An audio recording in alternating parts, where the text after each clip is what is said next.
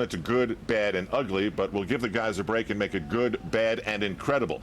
We'll start with the good, and Levi Leipheimer of Team Discovery, who early on at the first time check was only 20th, so-so, but by the time things were done and you compared the other times, he was in pretty good shape. Levi started very reasonably, conservatively, and he dosed out his effort throughout the stage, gaining momentum throughout the day. This is the best time trial he's done while he's under pressure to perform in the Tour de France. That's a good ride by Levi Leipheimer.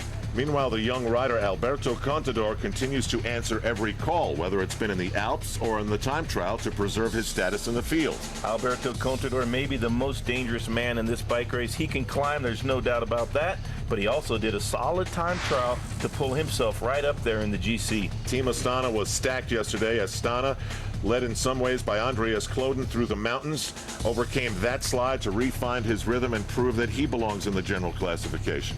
Kloden did a great ride. He started conservatively as well, gained momentum throughout the course. He could have given up when he crashed, but he didn't, and he hung tough all the way to the line. He's right in there. On the slippery descent, Cadel Evans pushed his bike to the limit and flirted with the yellow jersey for a moment. Cadel Evans did a great ride. I think he probably took more risks than anybody else out on the race course. He took all kinds of risks through the descent, and he came home with a great ride, second on the time trial, and pulled himself right up in there in GC. So there's a group of 4 riders who felt great on the bus ride to Mazamet to get set for stage 14. Then there were a group of riders who definitely suffered major time hits because time trialing is a specialty which is not necessarily among theirs. However, Alejandro Valverde was almost embarrassed in his time trial. We expected a lot more from the Spanish champion, Alejandro Valverde. He actually was caught once he got back to Albi before the finish by his 3-minute man, Michael Rasmussen. He loses incredible time on the stage, 6:08. That is not a good day for Valverde. Iban Mayo, sort of going through a rebirth in his climbing career, proved again that time trialing is just not his thing. Time trialing will never be Iban Mayo's specialty unless it's straight up a mountain. He suffered quite a bit right there in front of Valverde, but still way off the pace, 6 minutes down. For Team CSC, it may be time for Plan B. They've been talking Sastre. Yesterday, he did not deliver. Sastre did not deliver, did not keep himself even with the other climbers even, and he's going to need to do some serious attacking once we get into the Pyrenees. Otherwise, he's going to lose his chance to win the Tour. So there are some of the good, some of the bad. Now the incredible. Alexander Vinokurov, because of injury and an inability to survive the Alps in fine form, found himself 8 minutes behind the yellow jersey. He delivered nothing short of spectacular. Vino stomping Z, crushing the time trial, absolutely flying down the road. He had to go very slowly on the curves, on the descent, because of the wet weather conditions, but the rest of the race course, he sprinted the whole thing, and he came home way ahead of everybody else in the bike race. A couple of years ago, Michael Rasmussen crashed all over the place. Yesterday, he was supposed to be a fried chicken. Guess what? He was not, overcoming Valverde and blowing past him to keep himself in the yellow jersey. Michael Rasmussen doing a great job. I think the yellow jersey gave him wings. What a beautiful ride for the Dane. And after the stage was over, Rasmussen talked about the fact that he still has a cushion of a minute, but if he's looking ahead to one more time trial, and there is one of those, he's going to have to add to that in these next 3 mountain stages. Yes, definitely. He knows that he lost some time, a lot of time to Vinokurov, so he needs a bigger cushion than he has right now. The other contenders are getting very close to Michael Rasmussen. If he doesn't attack in the mountains, he can't win the Tour. Here we are heading into stage 14 in the race for the yellow jersey. Just about a week away in Paris, Michael Rasmussen's lead over Cadel Evans, the Aussie, 1 minute. Alberto Contador of Discovery, 2:31. Andreas Kloden, 2:34. Levi Leipheimer, 3:37. You're going to have to watch and police every single break today. You're going to have to watch Astana like a hawk. They got Kashakin in 6th. Vinokurov is looming large in 9th. Kim Kirchen stays steady in 10th place. On down the list, Valverde drops to 5:48 behind, tied there with Iban Mayo. Linus Gerdeman, Oscar Pereiro, and Yaroslav Popovich, and they're on down the list. As for the American story, well, Christopher Horner might take a 21st place, but right now, Hincapie, Van de Velde, and Rodriguez complete the list. As we continue here on the Saab Tour pre-race show, we're joined by Phil Liggett and Paul Sherwen, where today, it's all about Plateau-de-Beille.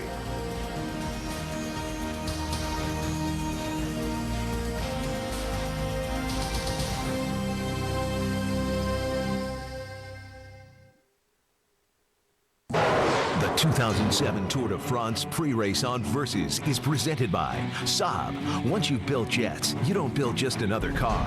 Saab, born from jets. Saab was founded by 16 aircraft engineers. Their spirit lives on in the turbocharged 2007 Saab 9.3 Sport Combi. With all the storage space you need, an estimated 30 miles per gallon, and a starting price under $29,000, you're closer to owning a jet than you think. Saab, born from jets. Log on to Versus.com/fly to the finish for your chance to win a 2007 Saab 9.3 Sport Combi and a new Cervelo bike. This summer, Versus is bringing the stars, the stripes, the painkillers. It's gonna be a red, white, black, and blue summer. Pain's just something that you're either willing to accept or you're not. The toughest athletes are gonna dish it out and take it on the chin. The competition is on, and the cost of victory is paid. The Versus red, white, black, and blue summer. The suffering continues. Pain's a good thing sometimes. All summer long.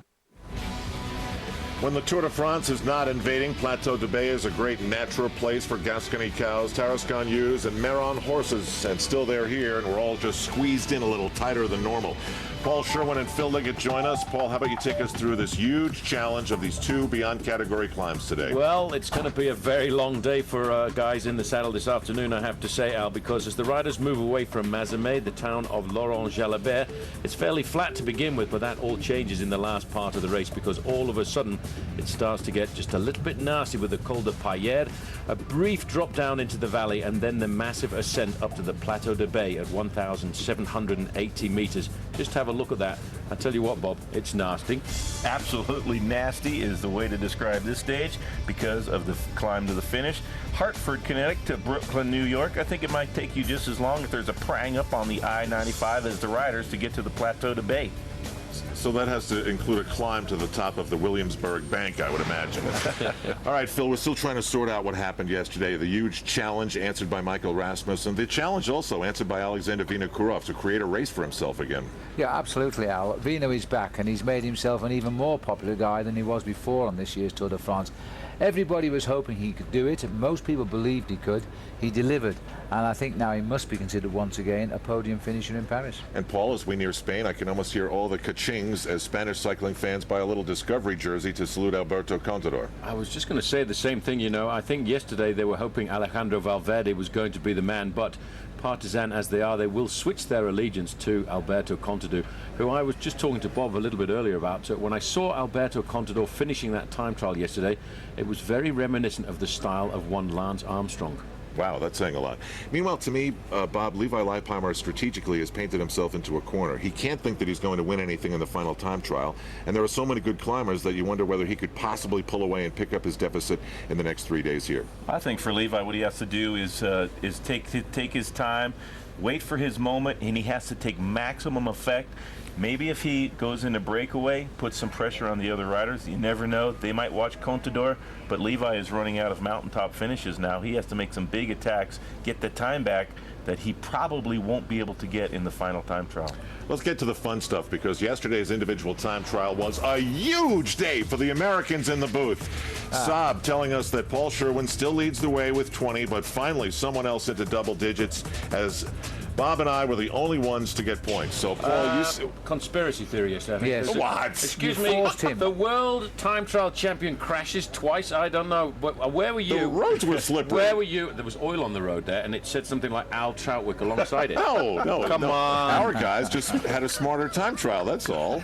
And how is this possible? Now, Paul has 20 points, and yet he's the one who picks first again? That's rather Seems to sad, come isn't it, round really? rather Talk a about lot, yes. conspiracy theory. Well, I just had a word with the producers to see if I could pick top of the pile, and we were talking about a resemblance to Lance Armstrong. I'm going to pick Alberto Contador today, because let's not forget, last time the race came here, Lance Armstrong was the winner, and Alberto Contador is proving to be a phenomenal athlete, and as Johan Brunel has said, this man can accelerate faster than anybody else on the slopes of a mountain, so I'm going to run away from you all today. And after the way he looked in the Alps, it's all eyes on him and all eyes on your pick, Paul. Phil.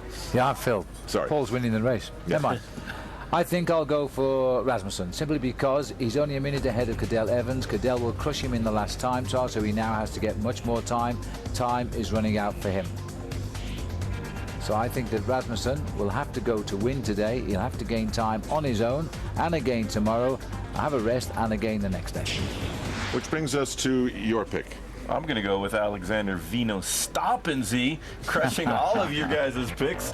The power he showed in the time trial was absolutely spectacular. He's a great performer in the mountains. I think he's still thinking about revenge from last year's tour. He's back in it. His stitches are coming out, and he's feeling a lot better. So I think Vino is going to have another good day today. Which leaves me, and I'm going to go with the man who was better than Vinokurov in the Alps, and that is Andreas Kloden. I just don't know how that thigh of his that got rocked to the pavement yesterday is going to respond in the climbing today, but I think as Astana has moved through this tour, they've looked stronger and stronger, and I had no one else to pick, did I? I guess not. No, so there you go. That explains that. We'll see how it all. Of the draw. Yes, it is. We'll see how it all plays out as we take a break on the Saab Tour pre-race show. When we come back, Phil and Paul will have the call as we go up to Pailheres and eventually Plateau-de-Beille. The 2007 Tour de France pre-race on Versus is presented by Saab. Once you've built jets, you don't build just another car. Saab, born from jets. The Cervelo SLC SL is a pure climbing machine.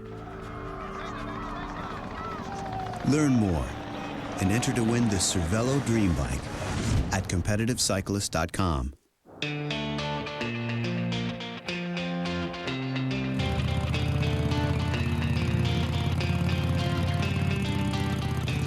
We believe in going our own way, no matter which way the rest of the world is going. We don't believe it should take a lifetime of working for the man to ride with us. Low monthly payments available through July 31st. Starting MSRP for 2007 models is $6,595. At Quiznos, chefs create special sauces for our subs. At Wrong Way, Mustard? Mayo? Quiznos has the Steakhouse Beef Dip Sub with pan-roasted au jus. Steakhouse flavors without the steakhouse. Quiznos, toasty.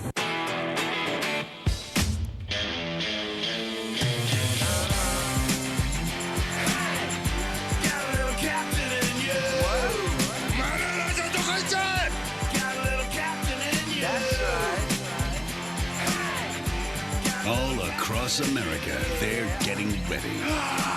It's the Captain Morgan Ultimate Pose-Off. Enter, and you can win an ultimate high roller weekend in Vegas. Go to CaptainMorgan.com to enter. Drink responsibly. I needed help. While other kids were playing games, Jenny was building sandcastles.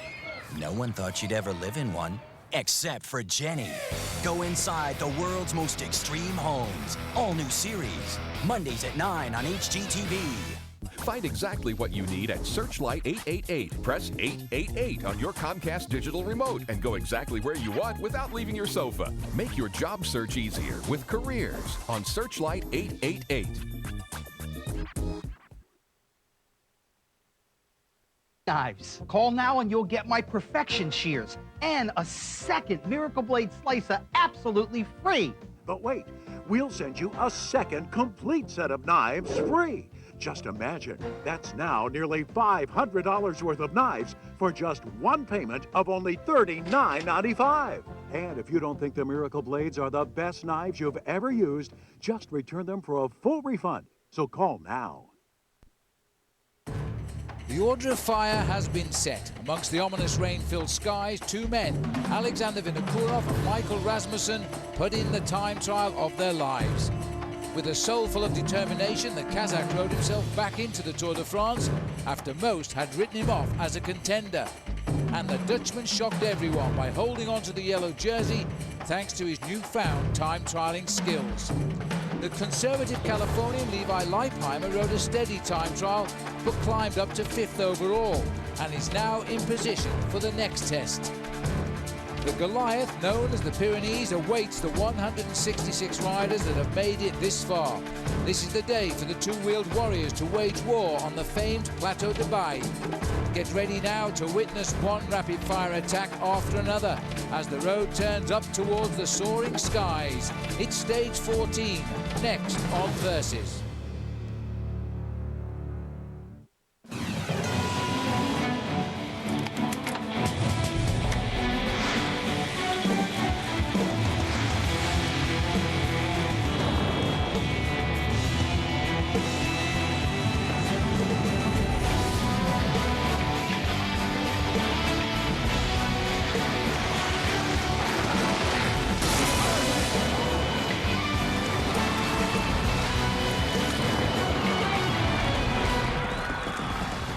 After that wonderful time trial yesterday, which closed all the gaps up again, we now transfer the action to the Pyrenees, this beautiful range of mountains which separate France from Spain.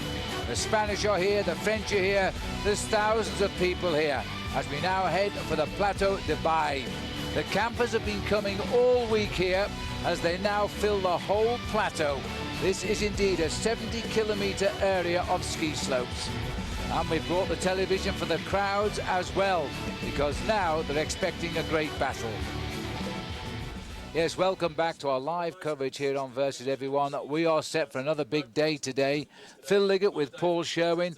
Well, we've always said that this would be a battle of between 8 or 10 riders, and even after the time trial yesterday, we've no reason to change our minds. But Paul, two teams particularly significant. They've got two men can win, Discovery and of course Astana. Yeah, it's always been, I think, in the back of the mind of riders from Discovery Channel that Levi Leipheimer was the predetermined leader of the squad. But there are two riders, I feel, on that squad who've actually got a wild card to play themselves. Alberto Contador is a phenomenal climber and rode a very good individual time trial yesterday. And, of course, let's not forget Jaroslav Popovic, who many people think have got a great future ahead of him.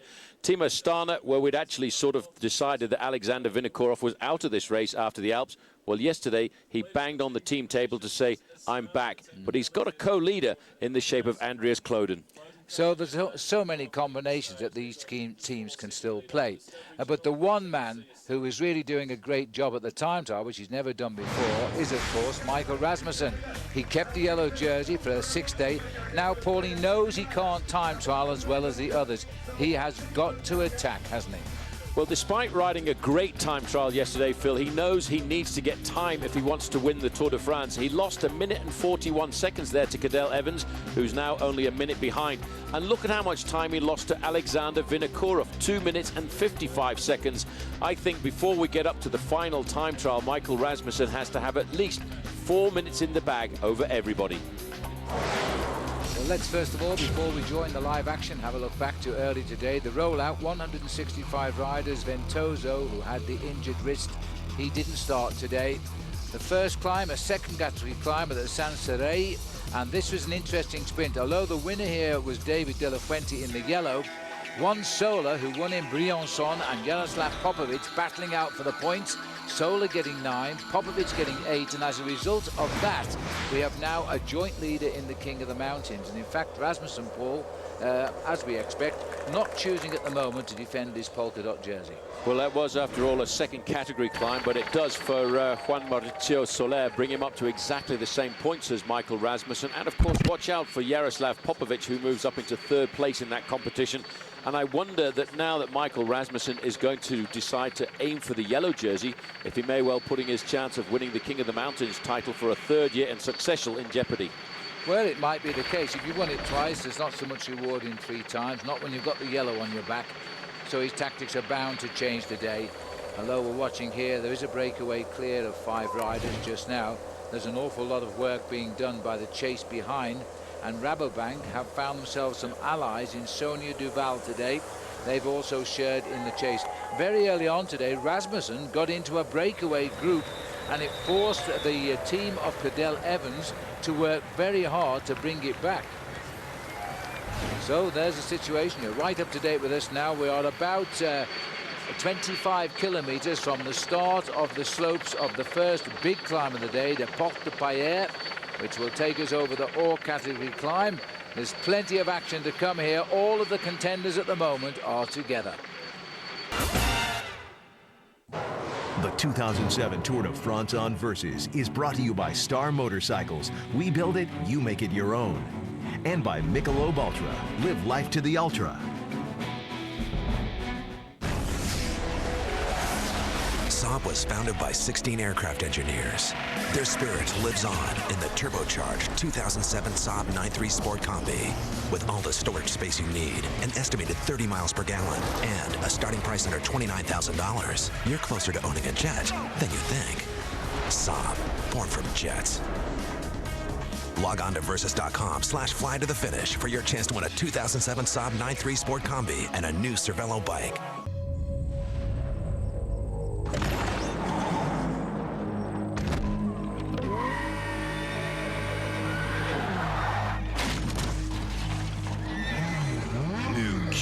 horsepower is here, and no leading synthetic oil delivers more power than Q horsepower, which is why it's recommended by Ferrari for every oil change. New Q horsepower. Unleash all your horses.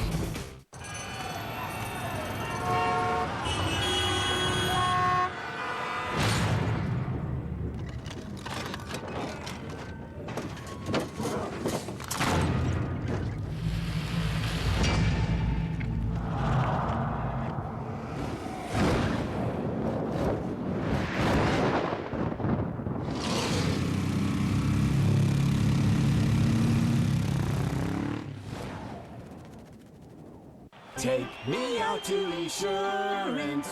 Take me to savings online. Auto insurance that's hassle-free.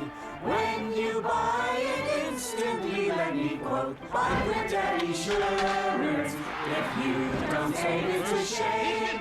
For it's $100, $200, $300 you could save with the insurance name. Save time and money on your auto insurance at Esurance.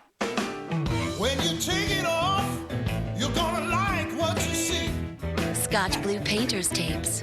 Yeah, when you take it off, you're gonna like what you see. Goes on easy, comes off clean, leaving professional paint lines. Looking good, you got to agree.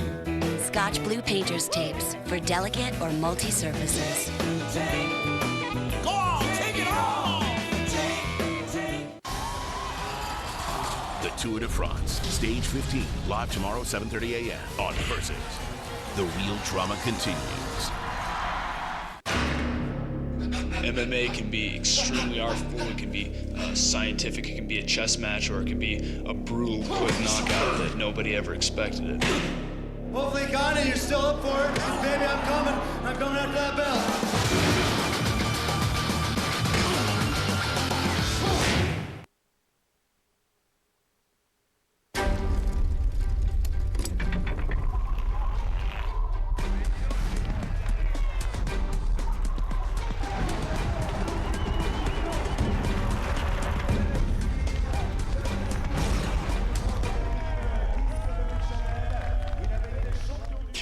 Welcome back. Yes, you can't keep a good man down. That Vinokurov has forced his way back into the Tour de France this year. We're now on our first Pyrenean stage, and this is the Tour this week. It is a viciously hard section of the route for the next 3 days, interrupted by one rest day. There's the temperature, 71 degrees. It's struggling to reach that at the moment. Partly cloudy, but the sun is beginning to peep through on the top of the plateau. I can tell you, it was very foggy at 7 o'clock here this morning. Well, the rider's heading up here a couple of hours away. Here's the breakaway. Jose Ivan Gutierrez, the only man in the break who's ridden the Tour de France before. He's best placed overall.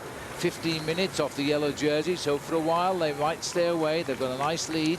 They've been over 11, but they're currently coming down now as the chase has started.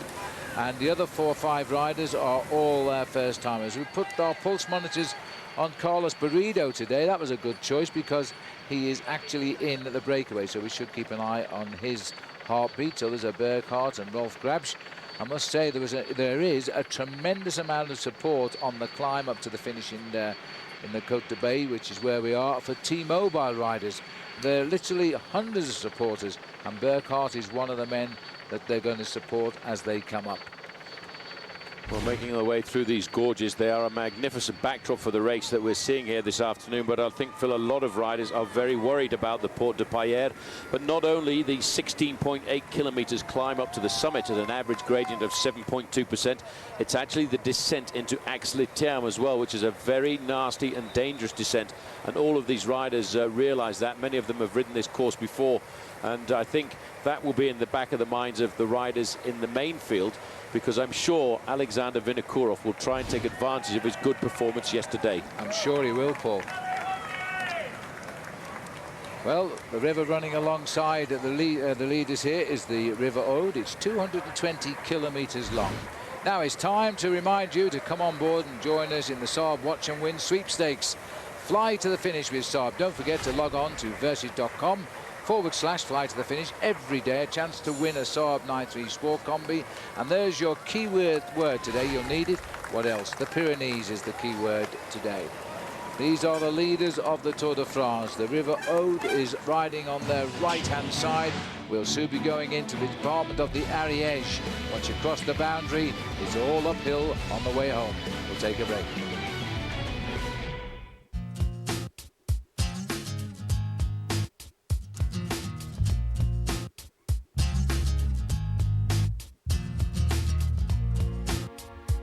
Your life doesn't have one dimension.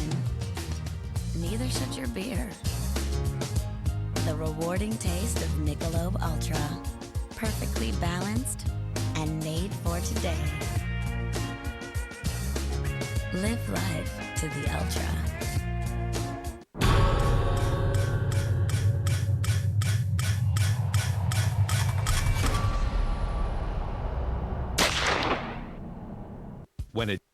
While other kids were playing games, Jenny was building sandcastles. No one thought she'd ever live in one, except for Jenny. Go inside the world's most extreme homes. All new series. Mondays at 9 on HGTV.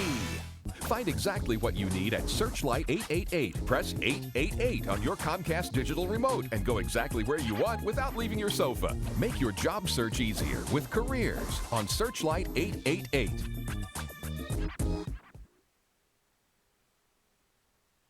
Is holding on to our independence while still being able to get assistance when we need it. That's why if you live alone, I recommend Alert USA. With this system, if you're ever in need of assistance, just press the pendant and be connected to an operator who can summon help. With Alert USA, you can remain independent while remaining safe. And although the system is state-of-the-art, it's also affordable. To find out more about Alert USA, call now. Where love means nothing and innovation is everything. Co-ed matches, coaches on the court, super tiebreakers, and superstars from around the world. World Team Tennis on Versus. The new champ of Wimbledon, Venus Williams, leads the Freedoms to Wrinkle Houston. Today at 11:30 on Versus. Hi, my name is Femi Cancellara, and I told you a little bit something about the R3 bike. I was so happy to have it last year on the race, and it was the first time I had a bike like this. A lot of people, they say it's the best frame in the world. And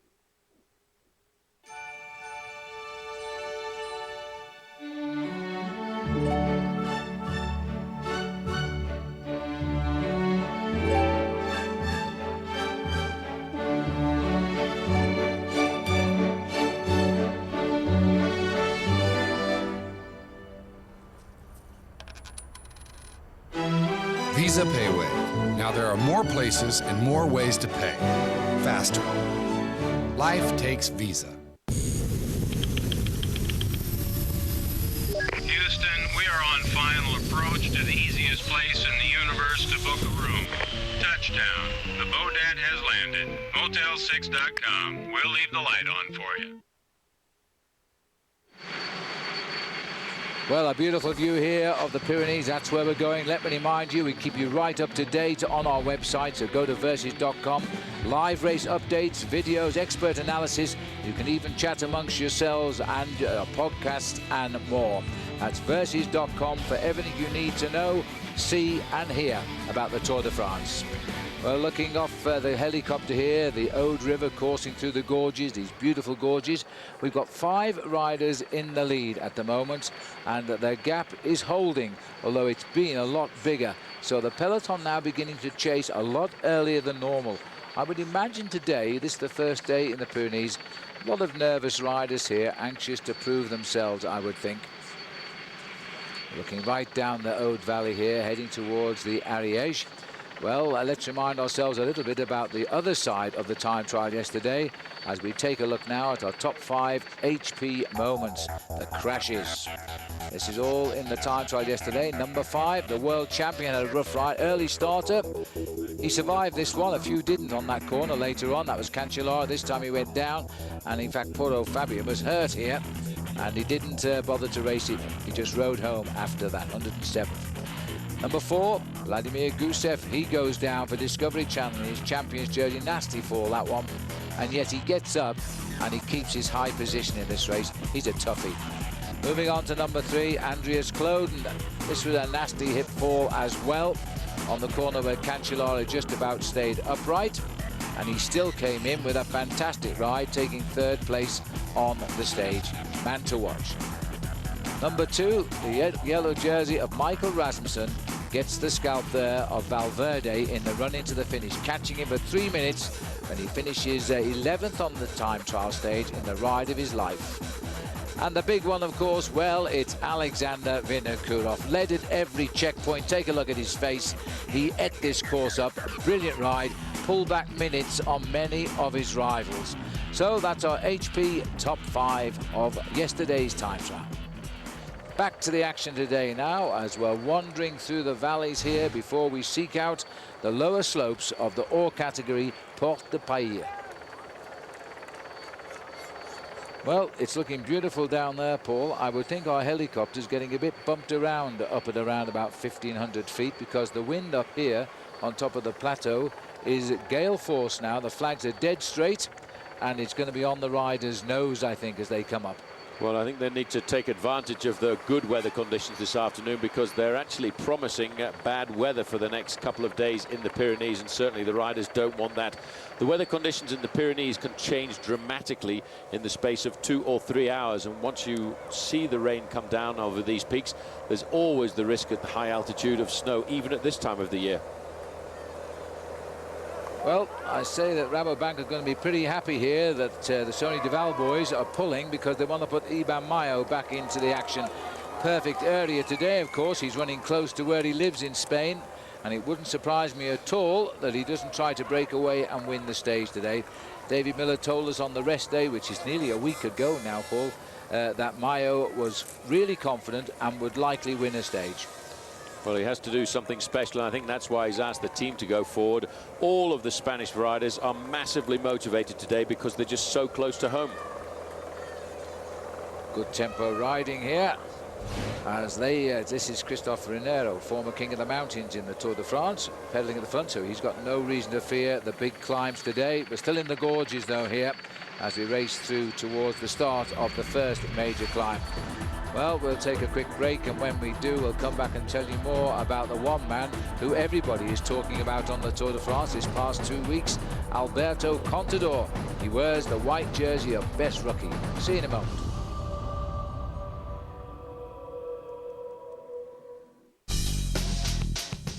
Subaru Outback presents Inspired by the Great Outdoors. The wind in your face, the sun warming your skin, the rushing torrents of the sea. There's nothing like getting in touch with Mother Nature. Whether by land, by sea, or by defying gravity, the world of the outdoors is ours to discover. Some say it isn't for everybody, but then again, they've probably never felt like this.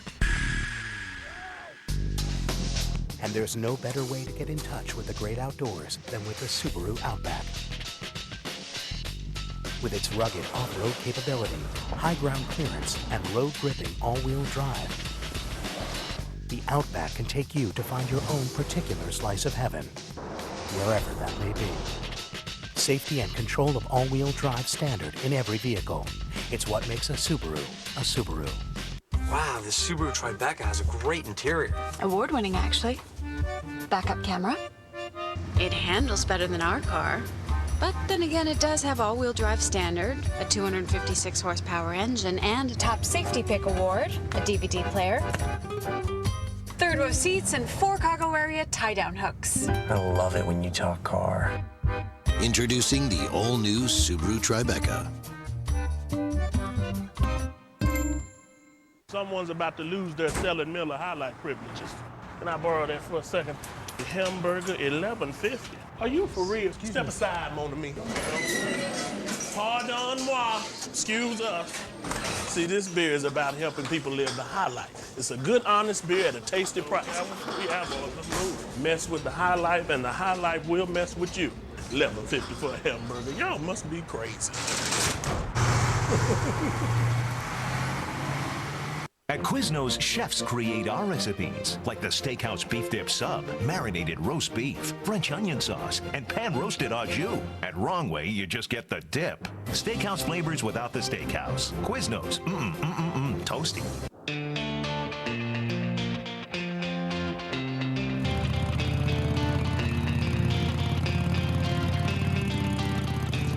We believe in going our own way, no matter which way the rest of the world is going. We don't believe it should take a lifetime of working for the man to ride with us. Low monthly payments available through July 31st. Starting MSRP for 2007 models is $6,595. This summer, get the sunblock that also blocks the bite. Bullfrog Mosquito Coast Sunblock and Repellent. Up to 8-hour protection against harmful rays and pesky bites without the odor. Bullfrog Mosquito Coast. Block the burn and the bite.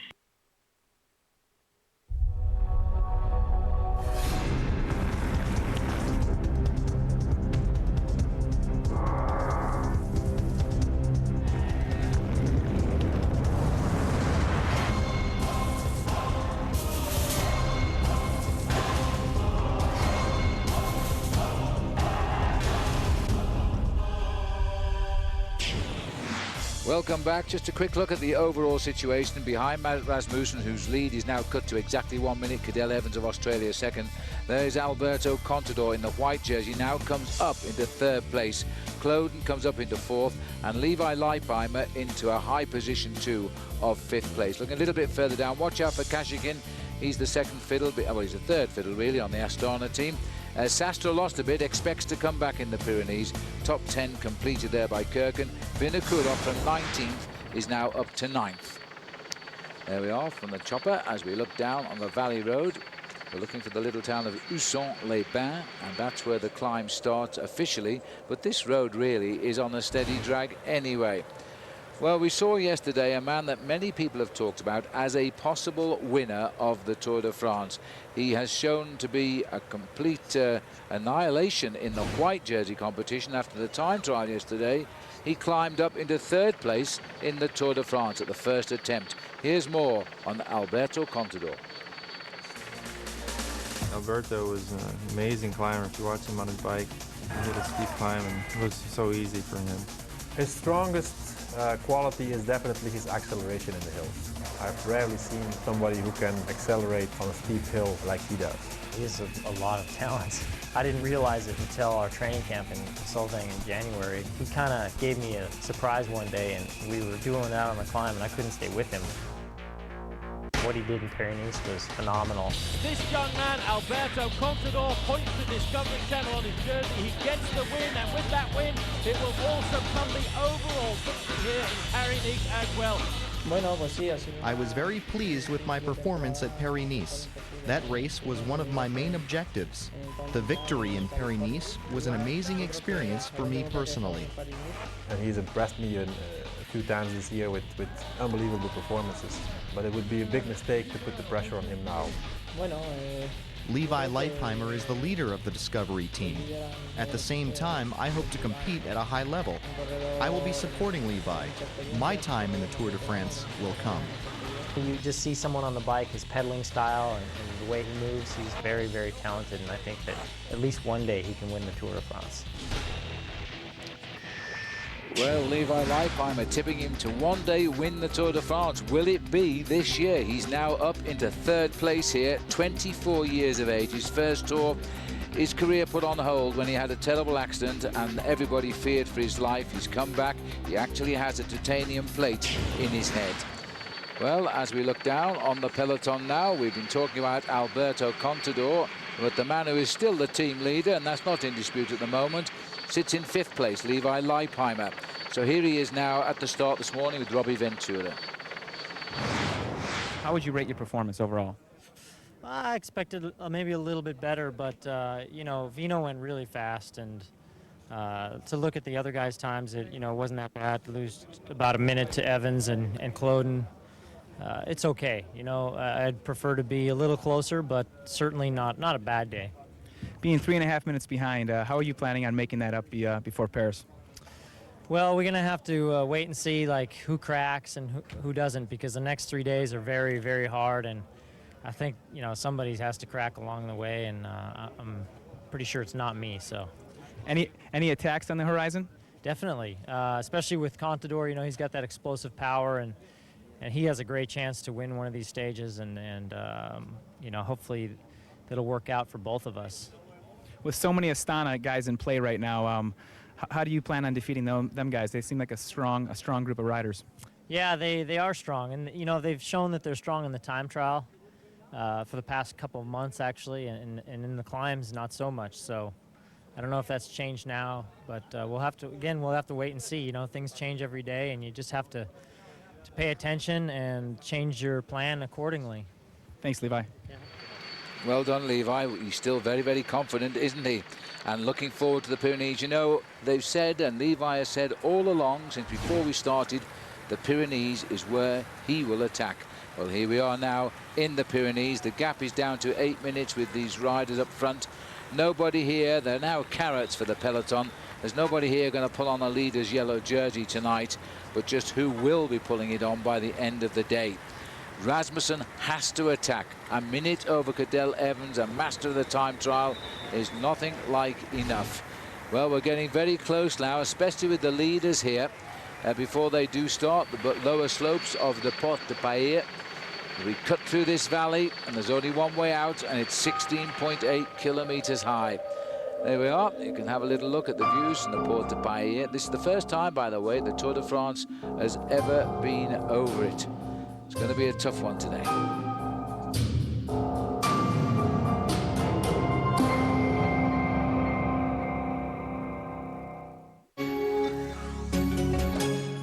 Film, animation, and digital effects. I use my computer to connect these three worlds.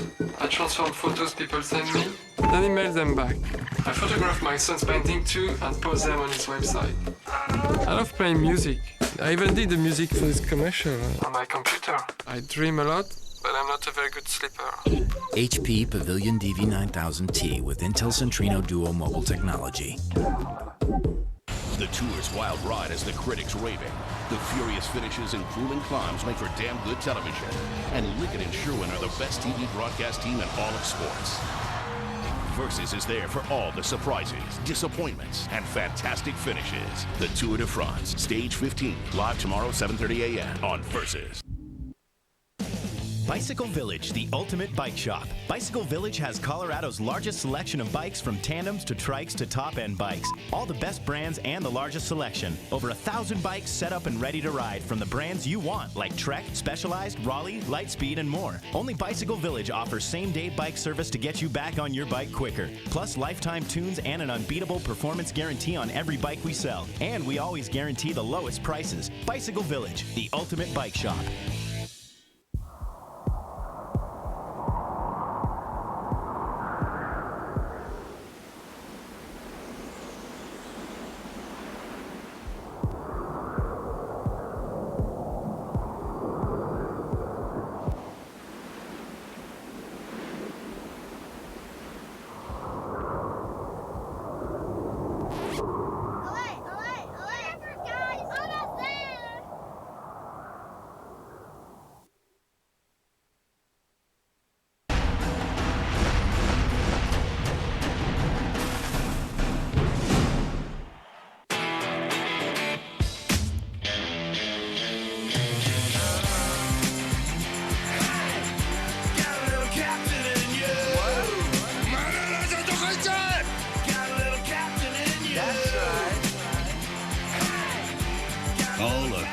America, they're getting ready.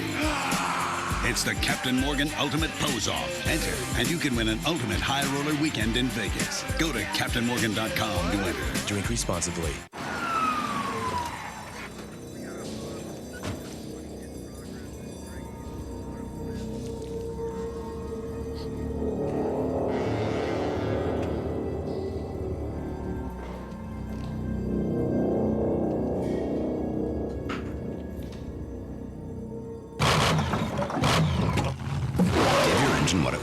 Always ask for Pennzoil. Get a 5-quart jug of Pennzoil high-mileage vehicle motor oil at Walmart for only $12.22.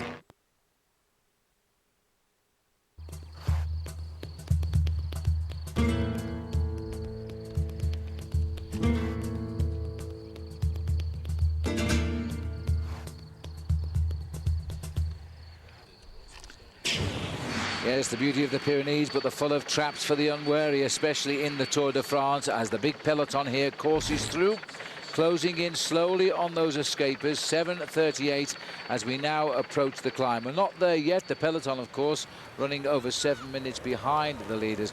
But look at this now. They put all of the riders up front here from Sony Duval to start an early speed test here, I think, to try and get Mayo away in the forward group.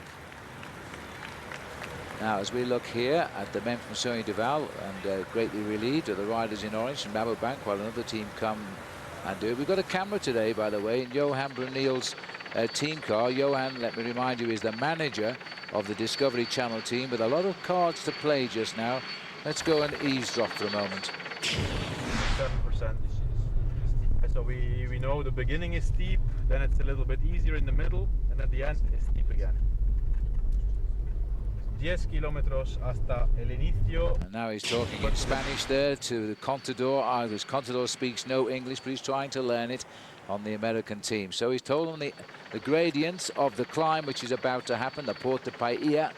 Only the riders who've come and trained on this climb will know it, because we have not actually raced over this in the Tour de France before. But I think we can show you a little bit more closely now the profile of the climb which is about to start. This is the Accelerate mountain profile of the day. We've been over the second cat, and Soler there has done well. He's got equal first in the mountains just now. We've been through the sprints. Breakaway was on here. That is still on now. Now watch this now. This is where we go right up. What a springboard to race on to the final climb of the day. And the details are it's 10.4 miles long at an average of 7.2%, and we race over 6,500 feet. Boy, we're in the Pyrenees. That's our Accelerate mountain profile. And now back to the boys at the front. They're getting on to just about the lower slopes, but it's still a little way to actually go yet.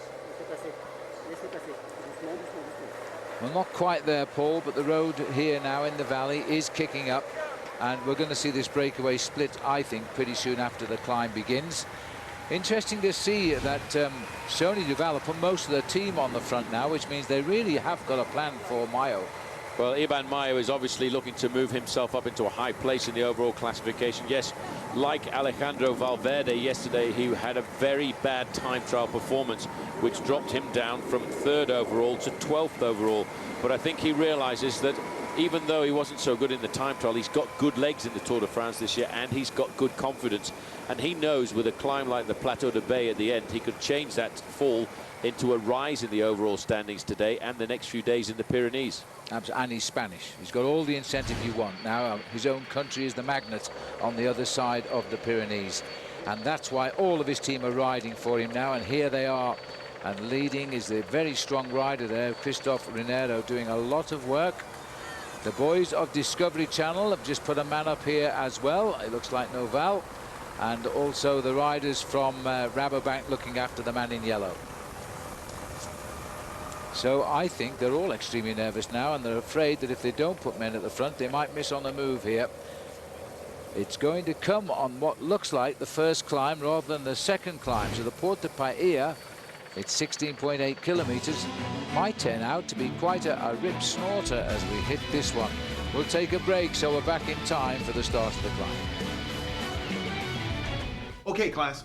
If you're in the South, you say, "Hey, feller, give me a Bud Light." Hey, feller, give me a Bud Light. In New York, you say, "Hey, give me a Bud Light." You got a problem with that?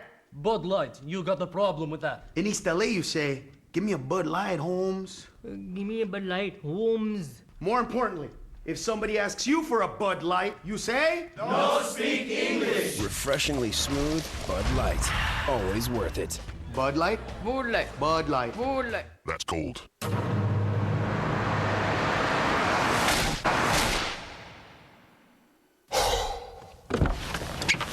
Who wants to be stranded with a flat tire? Changing tires out here could be dangerous, but with these tires, I don't need to worry. Well, I guess I'll be on my way.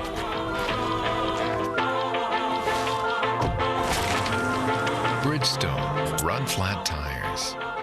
Bridgestone.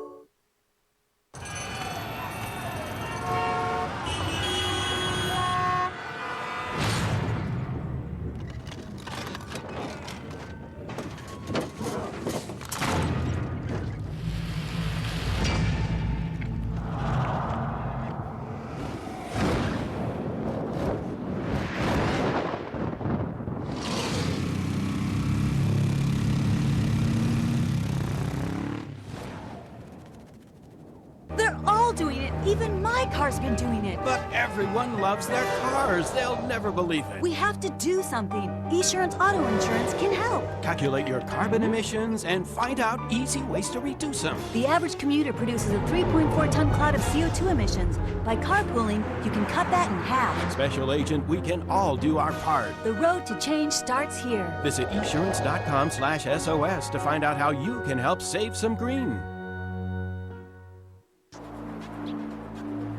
The Cervelo SL-CSL is a pure descending machine. Learn more and enter to win the Cervelo Dream Bike at competitivecyclist.com.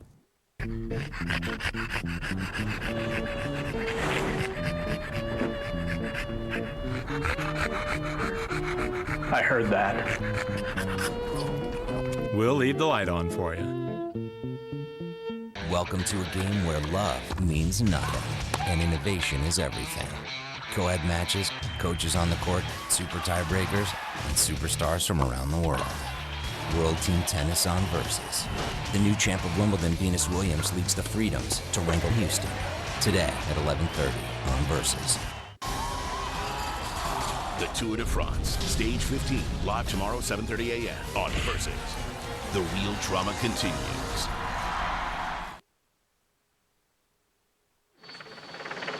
Welcome back down deep in the valley there. I can tell you that the leaders have just passed the sign which says 18 kilometers to the top of the Porte-de-Pailles. So they've started the climb, while the Peloton are going to be running for about another 6.5 minutes, but they are coming up. There's a little look at the lower slopes of the Porte-de-Pailles as the riders start to move onto the climb now, but it's a long way to the top, over 10 miles uphill as we head up towards the Hawk category, or outside category, red dot there, and then we'll cross to the next one, which is the finish on the Plateau-de-Beille. All right, don't forget, Saab Watch and Win sweepstakes. Over you go to versus.com/fly to the finish, and to play the game you need the keyword, which is Pyrenees. Well, they should have said Pyrenees, but it is Pyrenees. That's the keyword. There it is. Enjoy the game. These boys aren't enjoying this game right now, unless they're climbers, of course, and they'll relish the next few kilometers because sitting at the back here, we're looking at the Astana rider in the breakaway, and this is Antonio Colom. Now, just who is the leader of the Astana team? Is it Alexander Vinokurov, or is it Andreas Kloden? Well, we thought the best way to find out was to ask Frankie Andreu to speak to Andreas Kloden. Today, with first day in the Pyrenees, you have 3 riders all within the top 10 on GC. How do you decide who's going to be the leader of this team? Yeah, Alex is the leader from the team, and we see on the one climb before the final climb, we see how's the legs, and then we won't see what you make. All right, good luck today. Thank you. Thank you. In the German, Alex and the legs sounded mostly the same. But in fact, Alex was Vinokurov, and the legs, well, we'll see how they are when they get there, because they're about to start the climb themselves. They're running, as you can see, they're bringing this group back very steadily. They'll probably catch them on this climb, actually. They've come down to 6 minutes and 39 seconds and closing in. The polka dot jersey and the yellow jersey there, that's the situation in the peloton. It's both the same man right now, Michael Rasmussen. Although Juan Mauricio Soler, the Colombian, is now equal first in the polka dot. The big peloton, Paul, they're about 2 to 3 kilometers from the start of the climb, and then that big peloton, I think, will stretch out and snap.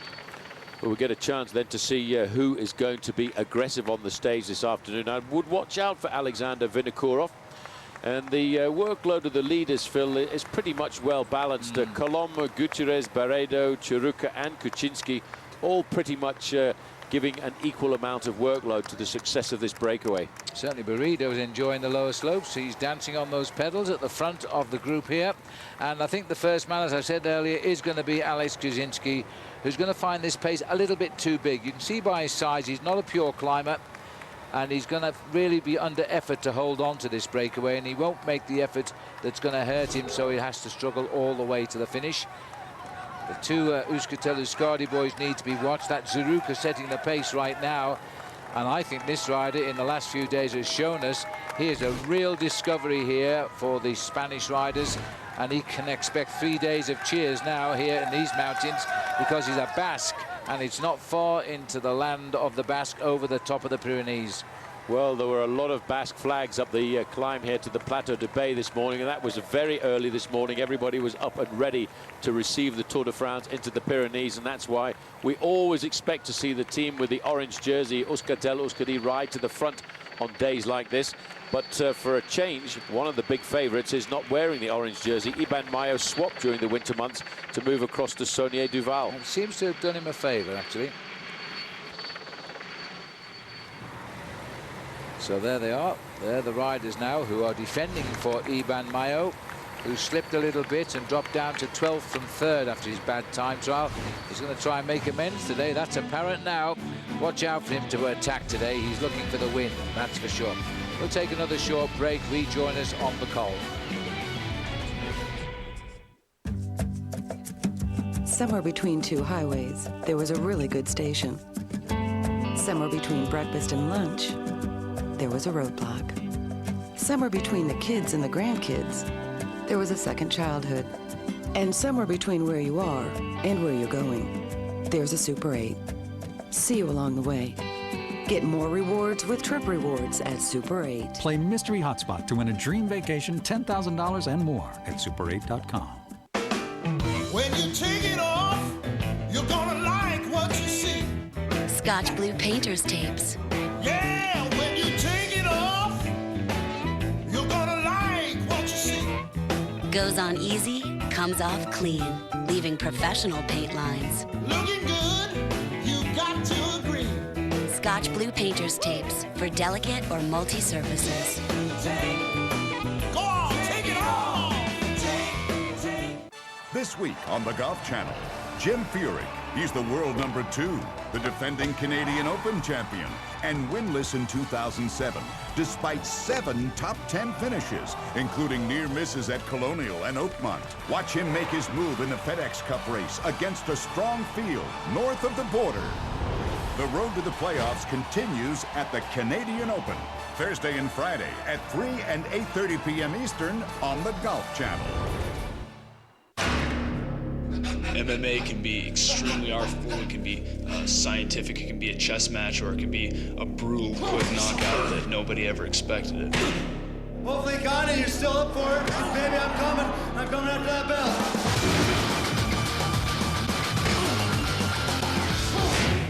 When it... Look, honey, Rock Bottom's Backyard Barbecue, and they're tapping that beer you love. American Dream Ale.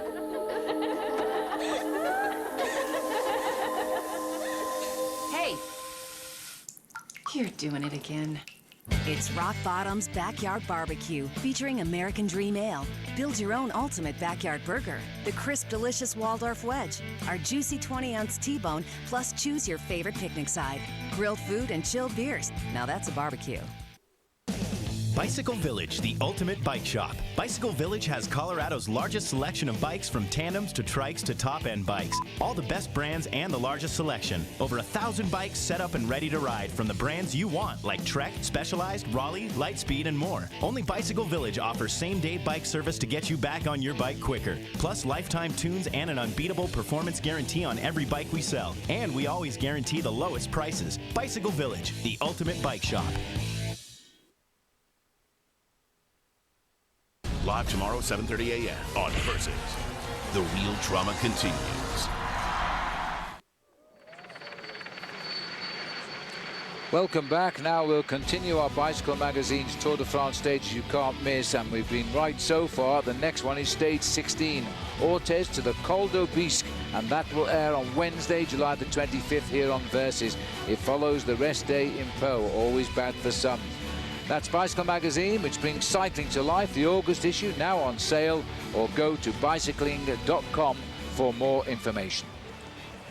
Well, we're now looking here at Carlos. No, we're not. We're looking at the main field. We've switched here to the back of the field, and this is Gert Stegmans, the sprinter, who has now slipped off the back as the climb has only just started. Gert needs to get on with a few more riders here. Don't want to be left alone. Well, that was a bit early to see second slip away, Paul. It certainly was, but in fact, at the front of the group as well, it's a bit early to see the hostilities here.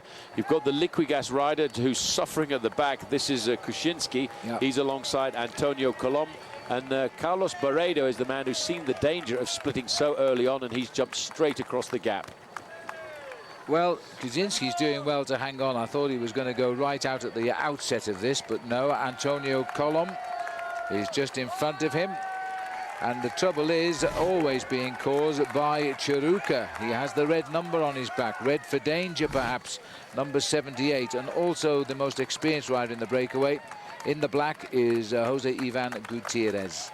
But one of the riders, like many of the riders in the main field, who's got bandages on his body. There have been so many crashes. We're still looking at 13 kilometers to go to the summit of the Porte de Pailheres. It's a long climb, but it's made more difficult by the fact that it peaks out at just over 2,000 meters in altitude. I wonder if Kuczynski is saying to himself, oh, what am I doing here this afternoon? Why did I do this?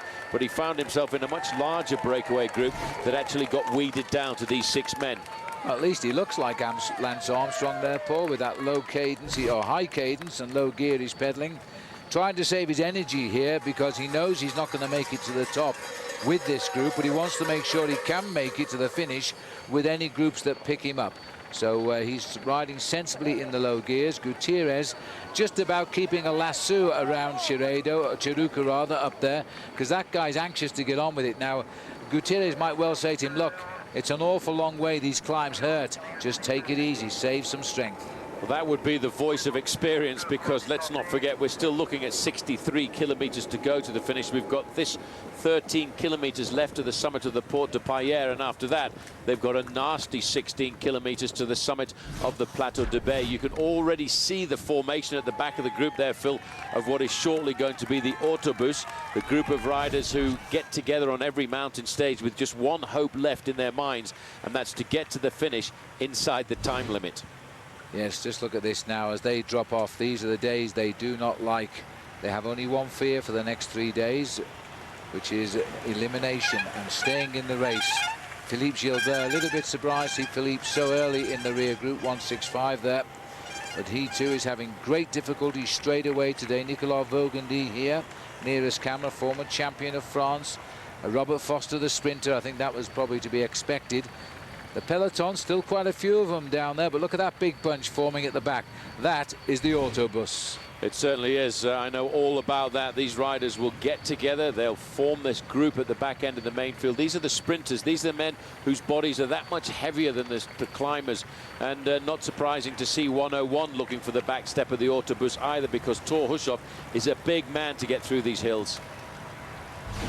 Yes, Hushoff knows all about that. But as we see Thor drop here, let's just see if we can eavesdrop again on Johan Bernil. Also on this climb, if depending on what happens, but if nothing happens, just ride as economic as possible. Si en este puerto, dependiendo de lo que pasa, pero si no pasa nada. Also telling Alberto Contador what to do, I think there. Well, he says just ride, and if nothing happens, just save your energy, which is exactly what we were suggesting the leaders do a few moments ago, because this is only the first big climb of 2, and the second one with the finish on the top, they are bound to chase it all down. Well, Kuczynski has finally said enough is enough here. He's unhitched from the leaders and is heading back towards the main chase.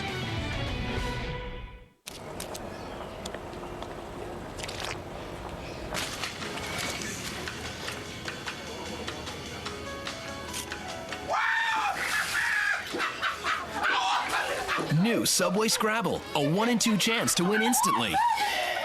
Play new Subway Scrabble to instantly win food, or collect letters and play online for a chance to win thousands of prizes, including 10 $100,000 jackpots. Play often, win often. Subway, eat fresh. The Cervelo SLC SL is a pure sprinting machine. Learn more and enter to win the Cervelo Dream Bike at CompetitiveCyclist.com. Some cars are built on a set of wheels. Ours are built on a set of values.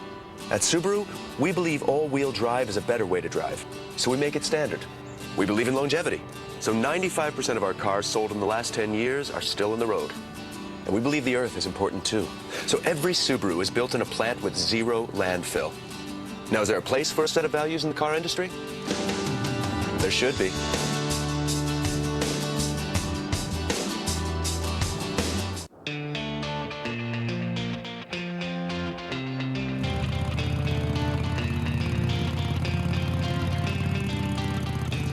We believe in going our own way, no matter which way the rest of the world is going. We don't believe it should take a lifetime of working for the man to ride with us. Low monthly payments available through July 31st. Starting MSRP for 2007 models is $6,595. This summer, get the sunblock that also blocks the bite. Bullfrog Mosquito Coast Sunblock and Repellent. Up to 8-hour protection against harmful rays and pesky bites without the odor. Bullfrog Mosquito Coast. Block the burn and the bite. Blockbuster Total Access. Like Netflix, you get unlimited movies straight to your mailbox. I got a movie. I can't wait to see that movie about the Queen. You mean this movie? My Place in a Few? Sure. But with Blockbuster Total Access, you can do something you can't do with Netflix. Exchange your movies for new ones right in the store. No extra charge, just in case you need them. Hi. Movies through the mail plus movies through the store. One low price. That's Blockbuster Total Access. Get a free trial at your Blockbuster store or blockbuster.com. Versus Red, White, Black, and Blue Summer crashes into August with a week of takedowns, tap-outs, brawls, and buck-offs. New episodes of WEC Wreckage and Tap-Out set a blistering pace on the 1st. The PBR stampedes back into the weekend lineup the 4th. Brock Larson and Carlos Condit go Gladiator. World Extreme Cage Fighting is live on the 5th, and the welterweight title is at stake. Pugilistic Power is the program. Fight Night is live on the 9th. The Versus Red, White, Black, and Blue Summer. The suffering continues this August. The 2007 Tour de France on Versus is brought to you by Subway Scrabble with 2 ways to win. Play often, win often. Subway, eat fresh. Welcome back as we look down at the peloton, which is beginning to shrink rather dramatically here on the Tour de France now. Christophe Moreau, the first big casualty, has dropped out. Now he's 22nd overall. He's now 1¼ minutes back in the Tom Bonen group as we look at the main field here. Still a lot of riders. There is Rasmussen just watching his team. Cadel Evans is also there paying attention, and there's 1 or 2 riders now beginning to reposition themselves here before this race splits again. They've got to be careful they don't position themselves at the wrong end of the peloton. Somebody opens the door, before you know it you're off the back of the lead group and you've got to waste energy catching up. Here at the front, all of the yellow strip, and not the yellow jersey, the yellow strip of the Sonia Duval team. Their plan is obvious now, and they've probably signaled that to the peloton. They're trying to get their man Iban Mayo across the line first at the finish. Well, it's a great indication to know that Iban Mayo is in good form. We've seen him in the last couple of attempts at the Tour de France, Phil, with disastrous form, and sometimes he's not even been able to follow the gruppetto going over the slopes of some of these mountains. But the fact that he's rallied his team to the front end of the main field means that he wants to try and do something special on the slopes of the Plateau-de-Beille. This is the leading group of 5, and all they can think now, they've been in the breakaway for a long time, and what they want to do is try and conserve as much energy as possible, but they know that there will be a major onslaught behind them from the main contenders at the front end of the peloton, and the yellow jersey may well be challenged on this first incursion into the Pyrenees. Just the 5 Spanish riders. Kuzinski was the first to crack. That's what we expected. These boys might take a little bit more work before they do crack. Just Gutierrez has ridden 4 tours. His best finish came in 2004. He was 51st. But he's having a very good tour at the moment, is Jose Ivan Kuzinski. Lost only 15 minutes so far. Just looking down there at the peloton and on our computers, 76% they're saying Sony Duval have done at the front now to the 24% of Rasmussen's team. That could favour Rasmussen later in the day. Sergei Ivanov going backwards. He's one of the riders from Team Astana. He did a lot of work throughout the first 14 days of this race to look after his team leader, Alexander Vinokurov. And I think Alexander Vinokurov, Phil, yesterday paid all of his teammates back to show that he still can be a captain and a threat. Well, just look at these riders here now becoming unhitched. This is Dario Cioni just passing through from Cadell Evans' team. Not a good sign for him. So the pressure is really on now as we get up towards a quarter of the way from the summit of the Col Porte-de-Pailheres. We'll take another break and come back and join us. They'll still be on the climb.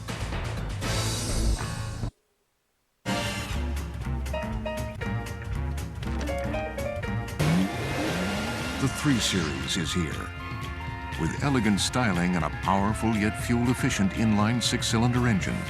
Stop in and take a test drive today. World Team Tennis on Versus. This week, the new champ of Wimbledon, Venus Williams, leads the Freedoms to Wrangell Houston. Today at 11:30 on Versus. I needed. While other kids were playing games, Jenny was building sandcastles. No one thought she'd ever live in one, except for Jenny. Go inside the world's most extreme homes. All new series. Mondays at 9 on HGTV. Looking for your next home? Why drive yourself crazy?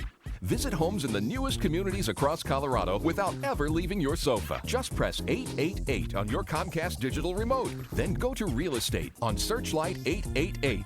While other kids were playing games, Jenny was building sandcastles. No one thought she'd ever live in one, except for Jenny. Go inside the world's most extreme homes. All new series. Mondays at 9 on HGTV. Find exactly what you need at Searchlight 888. Press 888 on your Comcast digital remote and go exactly where you want without leaving your sofa. Make your job search easier with Careers on Searchlight 888.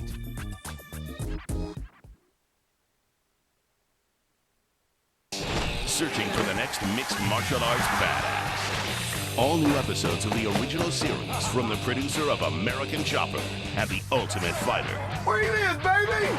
Tap Out. Wednesdays beginning August 1st on Versus. Knowing where the deer were last season is a great indicator of where they will be this hunting season. Spring scouting and shed hunting can be very helpful in making your predictions for this year. If you do find some fresh shed antlers during your spring scout, you can be pretty certain that bucks will return to that area come hunting season if weather forces the deer to migrate during the year. And taking your youngster along to help with your spring scout is a fun and safe way to introduce him to this way of life we enjoy so much. Brought to you by Mobile Clean 5000, seriously tough oil for seriously tough men of all ages. Jerome Bettis? Call me the bus. If you want to go the distance, you need something tougher. Mobile Clean 5000? A synthetic? Nope, it's conventional. The only one guaranteed for 5,000 miles. Most car makers recommend oil drains beyond 3,000 miles. That's why tougher men demand Mobile Clean 5000. Going the distance, like 13,662 career rushing yards. You're a lucky man. Mobile Clean 5000. Seriously tough oil.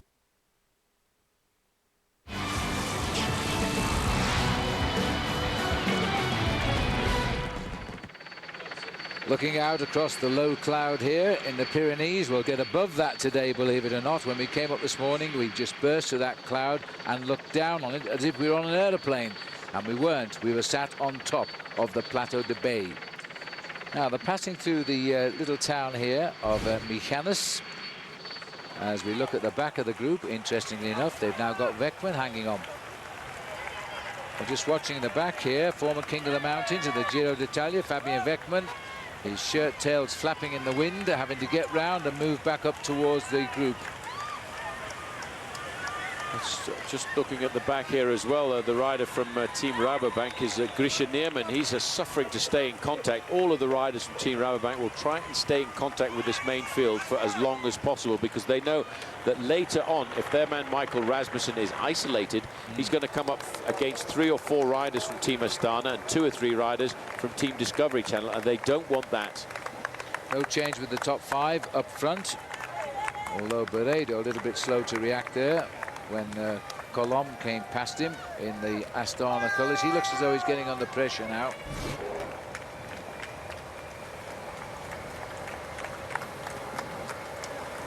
Just 8 kilometres from the top of this major climb, the Porte-de-Pailheres. 5 miles, in fact, and the breakaway under pressure now. They're having real difficulty controlling the speed of Ruben Perez and Ahmet Jeruka from Euskaltel Euskadi. They've been doing all of the pacemaking for the last couple of kilometres, and the rest have been following as best they can. This is their playground now. They've suffered for 2 weeks in the Tour de France. Now they're turning the tables. Well, this is the domain that they really enjoy. They were getting to the steeper part of the climb at 8.8% and 7%, and that's where the big Spanish climbers really come into their own. Once the gradient starts to bite in a fraction, David Miller is sacrificing his personal chances here this afternoon for Iban Mayo, just in second position there. Watch out for this young man, Juan Jose Cobo. I reckon he's a serious tip for the future. And, of course, David de la Fuente bouncing around just behind David Miller. Well, notice the yellow bandages there. At least he's conscious of his team colours. He's put yellow bandages around his elbows. He has suffered since the Alps with this skin allergy, which really has been most unpleasant. And because you can't use the creams that will probably cure the problem because of infringing the dope instructions, then he's not really been able to solve the problem. His only good thing is the hot sun has left us, so hopefully the allergy is cooling down a little bit. And this is the end of Ekman here. Well, Fabian Wegman has been battling to stay in contact, but I think even he knew that the writing was on the wall as far as he was concerned, and he's decided to call it a day and ride at his own tempo. Riding very proudly, though, in the jersey of national champion of Germany. Face of David Miller here, the Scot, who really has ridden so well for his team in this event. Rumours are he's leaving the team next year and going over to an American team, which will in turn hope to get a place in the Tour de France next year. And Miller will, there's even a rumour in today's papers, Axel Merckx has been asked not to retire and to also join this American team next year, which would really strengthen the squad. Well, I tell you what, you've got to love the Tour because it really is the rumour box. There's a new story every day coming clear, and I think it would be great to see Axel Merckx pass on some of his advice and some of his experience to some of the younger riders. The philosophy about the team. Now, this is a big surprise because we're looking here at Felix Cardenas, who a couple of years ago won himself a stage in the Pyrenees to the Plateau-de-Beille. I don't think that's going to happen today. You don't expect to see climbers of his quality, a former king of the mountains in the Tour of Spain, to be dangling off the back, but it is. And this is Burkhardt too. A lot of support for him on the last climb today. Well, I did tell him a couple of days ago that that wasn't a great move riding in between the breakaway and the main field, because every little bit of energy you waste is energy you might need on another day, and I think he could have done with that this afternoon.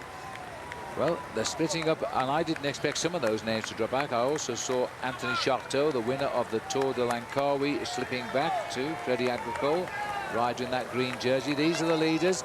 They cannot contain the riders from Euskaltel Euskadi today because they're being drawn like a magnet to where they live. And now this is Perez who's gone now. Jaruka tried it. Perez is now moved off to see if he can make any progress. Well, these guys know that when they get to the Plateau-de-Beille, the slopes of the climb will be orange, with orange T-shirts supporting the team, which is regarded as being the Basque team, and they are riding into not too far away from the Basque land. All of the riders in the top of the classification, they're still based in that big pack, which is thinned out dramatically, but they're sitting there near the front, behind the riders in the yellow jerseys who are setting the pace. Nobody has made an aggressive move from the peloton yet. And I think, you know, it takes me back to what Johan Brunel was saying. If nobody attacks, then just turn your gears down, ride low, just save your energy, because there will be a showdown coming on the final climb of the day, the Plateau-de-Beille. And, you know, even when they aren't setting a tempo which ruins the leaders, just look at the trouble everybody else is in. This is Kobo now, who's been something of a revelation in this race, but he's been up front doing a lot of work to try and keep Mayo in position, and because of that, he's now paying the price and slipping back. Iko Kamano, the other teammate who has cracked there as well. I didn't catch the Discovery Channel riders we went through on the camera there, but one rider down, two from Discovery. Looking down on the main field, thinning out all of the time. Very soon we'll only have the prominent men in this year's Tour de France still in that group, but they're all in there at the moment, so we'll take a break. Sono Paolo Bettini, sono campione del mondo e campione olimpico. Chiedo il massimo dalla mia bicicletta. Voglio che sia rigida, leggera, bella e precisa, ma più di tutto che sia veloce.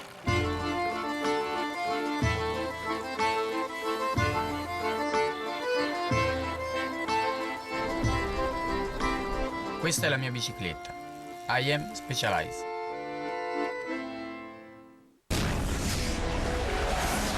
Saab was founded by 16 aircraft engineers. Their spirit lives on in the turbocharged 2007 Saab 9.3 Sport Combi.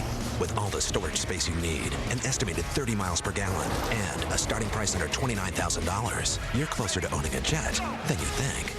Saab, born from jets. Log on to Versus.com/fly to the finish for your chance to win a 2007 Saab 9.3 Sport Combi and a new Cervelo bike.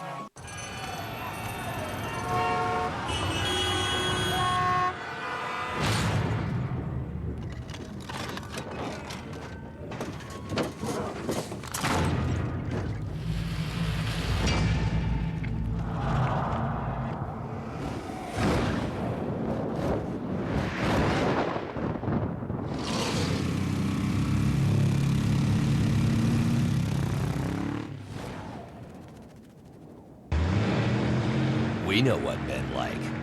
Mitchum Smart Solid. Powerful protection, unbeatable against white residue. Wow, let's see that again. For powerful all-day protection that doesn't come off on your shirt, be a smart Mitchum man. At Quiznos, chefs create special sauces for our subs at Wrong Way. Mustard? Mayo? Quiznos has the Steakhouse Beef Dip Sub with pan-roasted au jus. Steakhouse flavors without the steakhouse. Quiznos. Toasty. Want to see something cool? Motel6.com is the easiest place to book a great room online. See, when you start in the right spot, everything else just kind of falls into place. We'll leave the light on for you.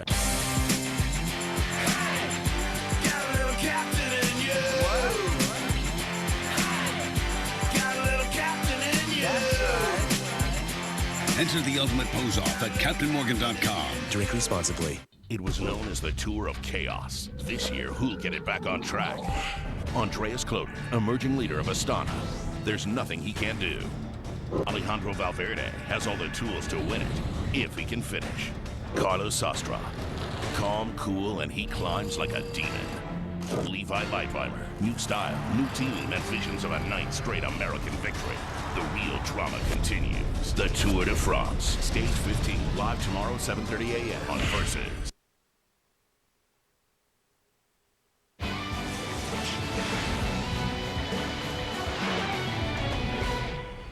Welcome back. It's David Miller down there setting the pace now. The boys in yellow are thinning out, though. We're dropping them off the back now after early efforts here on the Plateau-de-Beille. And we continue to move in on the leaders. The two Euskaltel riders are clear now at the front. And it looks now that they've split up again here. As they start the zigzags up towards the summit. We have a microphone in the Discovery Channel's car with Johan Bruneel. Little bit of action. Let's go and see if Johan Bruneel is okay.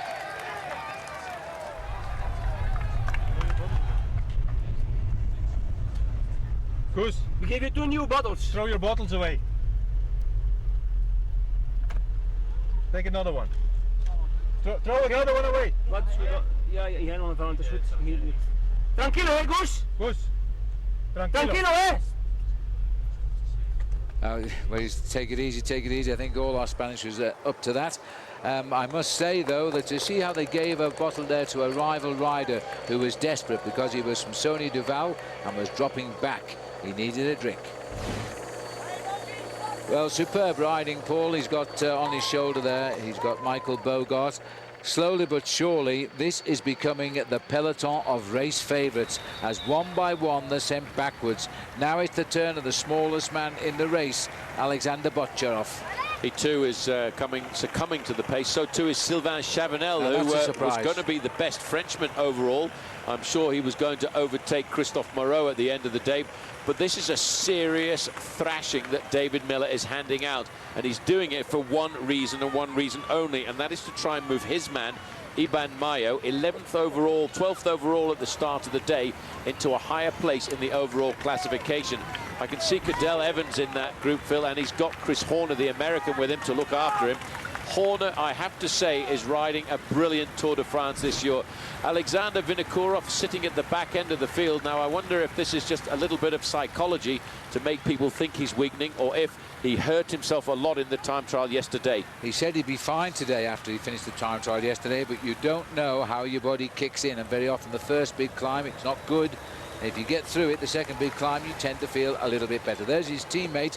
This is Colomb taking an early shower here, but he's up against the two boys from Euskaltel-Euskadi having a brilliant climb. Well, they're having a strange climb, if you ask me, because one minute one is in front, the next minute the other's in front. One gets dropped, one comes back. And it's because of the gradient. It's because they can't find a common rhythm. But fortunately, as they get closer to the summit, they're still there, still in contact. But I'm sure they'll have a bit of a laugh about this tonight at the dinner table. Well, there might still be a way in the way they're climbing. And look at this now, just dropping away off the back. De La Fuente's gone, and now it looks as though Vinokurov, he's not panicking, but he looks to me as though he is losing a few meters. The elastic has started to stretch here. Well, he lifts the pace a bit. He's got a teammate with him. And he's got David de la Fuente just behind him there as well. The teammate who's dropped back to help him is Daniel Navarro. He's a Spanish rider on the squad. It's not surprising, really, because yesterday Alexander Vinokurov gave a phenomenal demonstration in the individual time trial. And maybe it's one of those things, Phil, where he's concentrated on his time trialing in the last couple of months to get himself ready for the Tour de France. And all of a sudden, he spent too much energy yesterday. He's going to have to try and ride himself back into this race. But he is a rider of experience and class, and he won't give up. And there is a nasty climb, a nasty descent after this climb, which he could use to catch back up. Well, the rider with him isn't going to be a lot of help, quite honestly. He's not very strong, Daniel Navarro. The rider in front is Igor Martinez, who's also coming back, and he's a strong climber. And all this is being done by Britain's David Miller, getting rid of some of the big names here. You can see the wind. It's not so bad on this col, gentle from the left, but it is very, very strong on top of the Plateau-de-Beille. Well, looking back there in 8th or 9th position, you can see George Hincapie in the red, white and blue. He's riding exceptionally well. It's important for Team Discovery Channel. You talked a little earlier, Phil, about the team classification, and yes, Astana did take the lead in the team classification yesterday.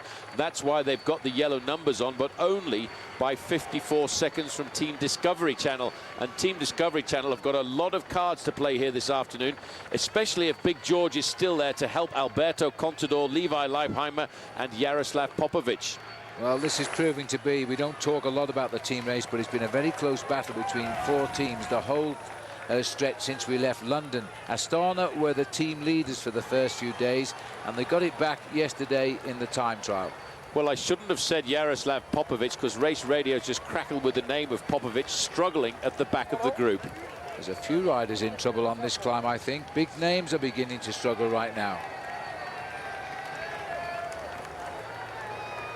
Well, let's just have a look here. As we see now the climbs, as they make their way up. This is Beredo, and he's also been unhitched, I think, by the boys from Euskaltel-Euskadi, as we're looking for them. Oh no, that's a rider off the back of the main field. I'm not too sure who that was dropping away, but what we do know now is that Alexander Vinokurov is continuing his up and down Tour de France. He's got to recover from this and hope life gets better on the Plateau-de-Beille. We'll take it.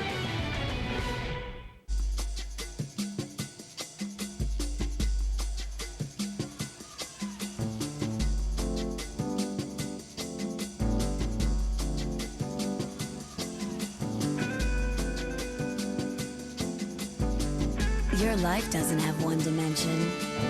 Neither should your beer.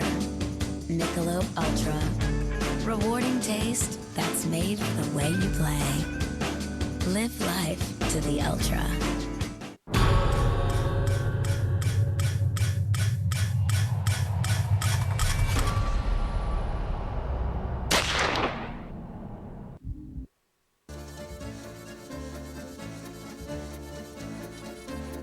À Paris, quand un amour fleurit, ça fait pendant des semaines deux cœurs qui se sourient, tout ça parce qu'ils s'aiment. À Paris, au printemps, sur les toits les girouettes tombent et font les coquettes, avec le premier vent qui passe indifférent, nonchalant, car le vent. In a world where car prices skyrocket. Only Colorado's #1 volume Toyota store can offer you Toyota's price to go. Go Toyota Arapahoe. We're so confident in our low prices. We offer you a 3-day, 150-mile money-back guarantee. This offer is rated G for guaranteed, and it's available now at Go Toyota Arapahoe. The light's green. Go. And cooling climbs make for damn good television. And Liggett and Sherwen are the best TV broadcast team in all of sports. Versus is there for all the surprises, disappointments, and fantastic finishes. The Tour de France, Stage 15, live tomorrow, 7:30 a.m. on Versus.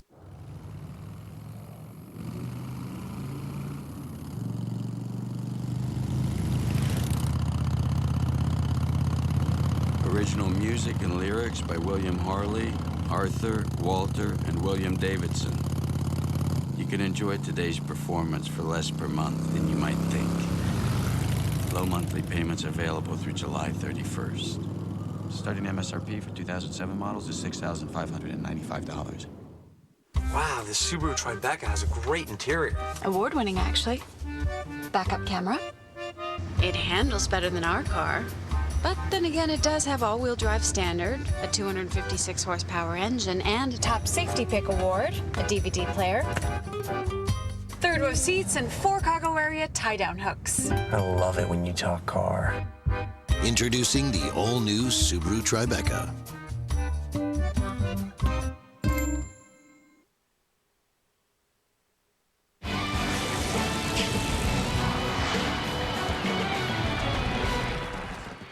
There's been no attacks as such on the climb from the peloton, but the pace, primarily being set by Britain's David Miller, has got rid of Alexander Vinokurov and Jaroslav Popovic. They've both slipped off the back now on a riding at around about 30-35 seconds behind the group. Looking through the trees there, it's still a very big group of climbers, and the other favourites are still in here. We haven't seen too much of Levi Leipheimer. We know he's here, and at the moment, along with Contador, that's good news for Discovery Channel. And now, as Miller starts to drop away, his job is done here, and he's done a good job too, because he got rid of Vinokurov and Jaroslav Popovic. Now he's got to hang on for the finish and avoid the chop. I'm sure he'll do that. Well, here we are now lower down the slope. Miller did his job, destroyed Vinokurov and Popovic, and himself in the process. That little bit was to be expected, as these boys now are just trying to stay in the picture and find the top of the mountain. Well, that's the important thing now for Alexander Vinokurov. He's got to try and find a little bit of rhythm just to keep himself and limit his losses. But I think, Phil, he's really paying for that time trial. It was a phenomenal performance yesterday. He was the fastest man at every time split yesterday, but he's paying for that now because he's off the back of the group in chase group number 5. All of the other major contenders that we've talked about are still pretty much locked in the yellow jersey group with Michael Rasmussen. And the rider setting the pace now is Thomas Dekker, the 22-year-old young superstar here, has got himself on the front to do his job as the super domestique. Rasmussen has moved up into third wheel. Rasmussen, sooner or later, must attack here, because he needs more time over Cadel Evans, and this is building up in tempo, as now it's Bogart with Thomas Dekker. I think logically, from a tactical point of view, what Michael Rasmussen needs to do is eliminate, as he's eliminated through the help of other riders in this group, as many people as possible, and then try and really put the hammer down on the final climb of the day. Because if he's got his climbing legs back after his performance in the time trial yesterday, he could actually pull back a minute, and that's what he needs to do. He needs to make his move now, not look for a long breakaway, but look for a time breakaway on the big final climbs, like the final climb of today, Plateau-de-Beille, and then again the climb up to the summit of the Obisque. Well, this doesn't look good here. In fact, Vinokurov, his teammates asked him if he's all right, and Vinokurov sort of shaking his head and has looked for the doctor's car. Gerard Porte, the doctor, come alongside him. So he's still not right, is he? He's still not right.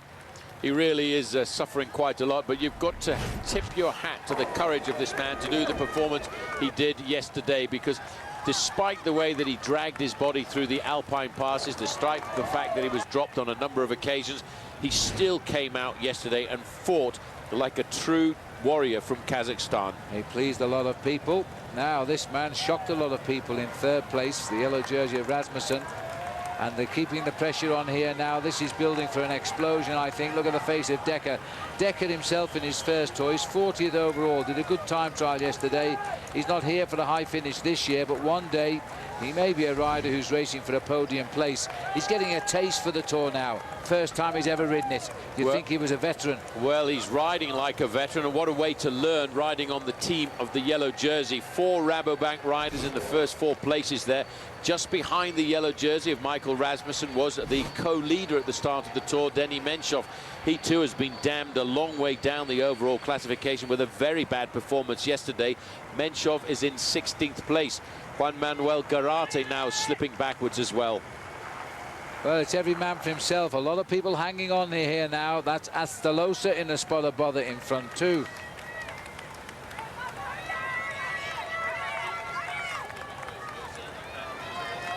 We're just seeing these 4 riders here as they continue now towards the summit. They've come back as a foursome again, but behind poor old Alexander Vinokurov. What a weekend of ups and downs this man has had. He's going up and he's going down at the same time. We'll take a break. Take me out to insurance. Take me to Savings Online. Auto insurance that's hassle-free. When you buy it instantly, let me quote, buy Granddad Insurance. If you don't save, it's a shame. For it's 1, 2, 300 bucks you could save with the insurance name. Save time and money on your auto insurance at Esurance. Introducing the biggest stride in sports drinks in over 30 years. New Accelerate with protein. Proven to increase endurance up to 29% over your old sports drink. So while others fade, you can stay strong. Sweat smarter. Don't fade. Accelerate.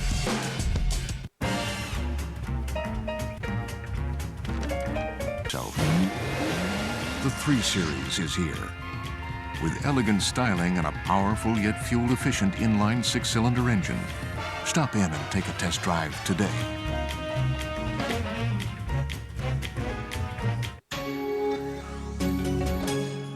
Film, animation, and digital effects. I use my computer to connect these 3 worlds. I transfer photos people send me, then email them back. I photograph my son's painting too and post them on his website. I love playing music.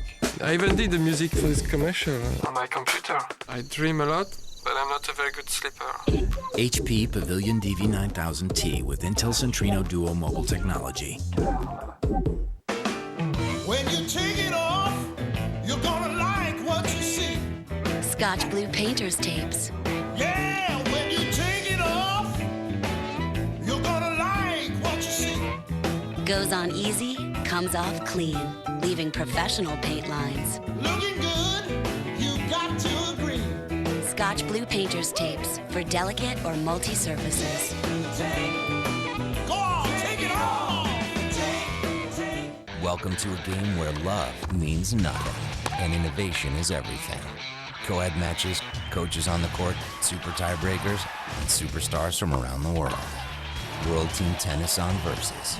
The new champ of Wimbledon, Venus Williams, leads the Freedoms to wrangle Houston.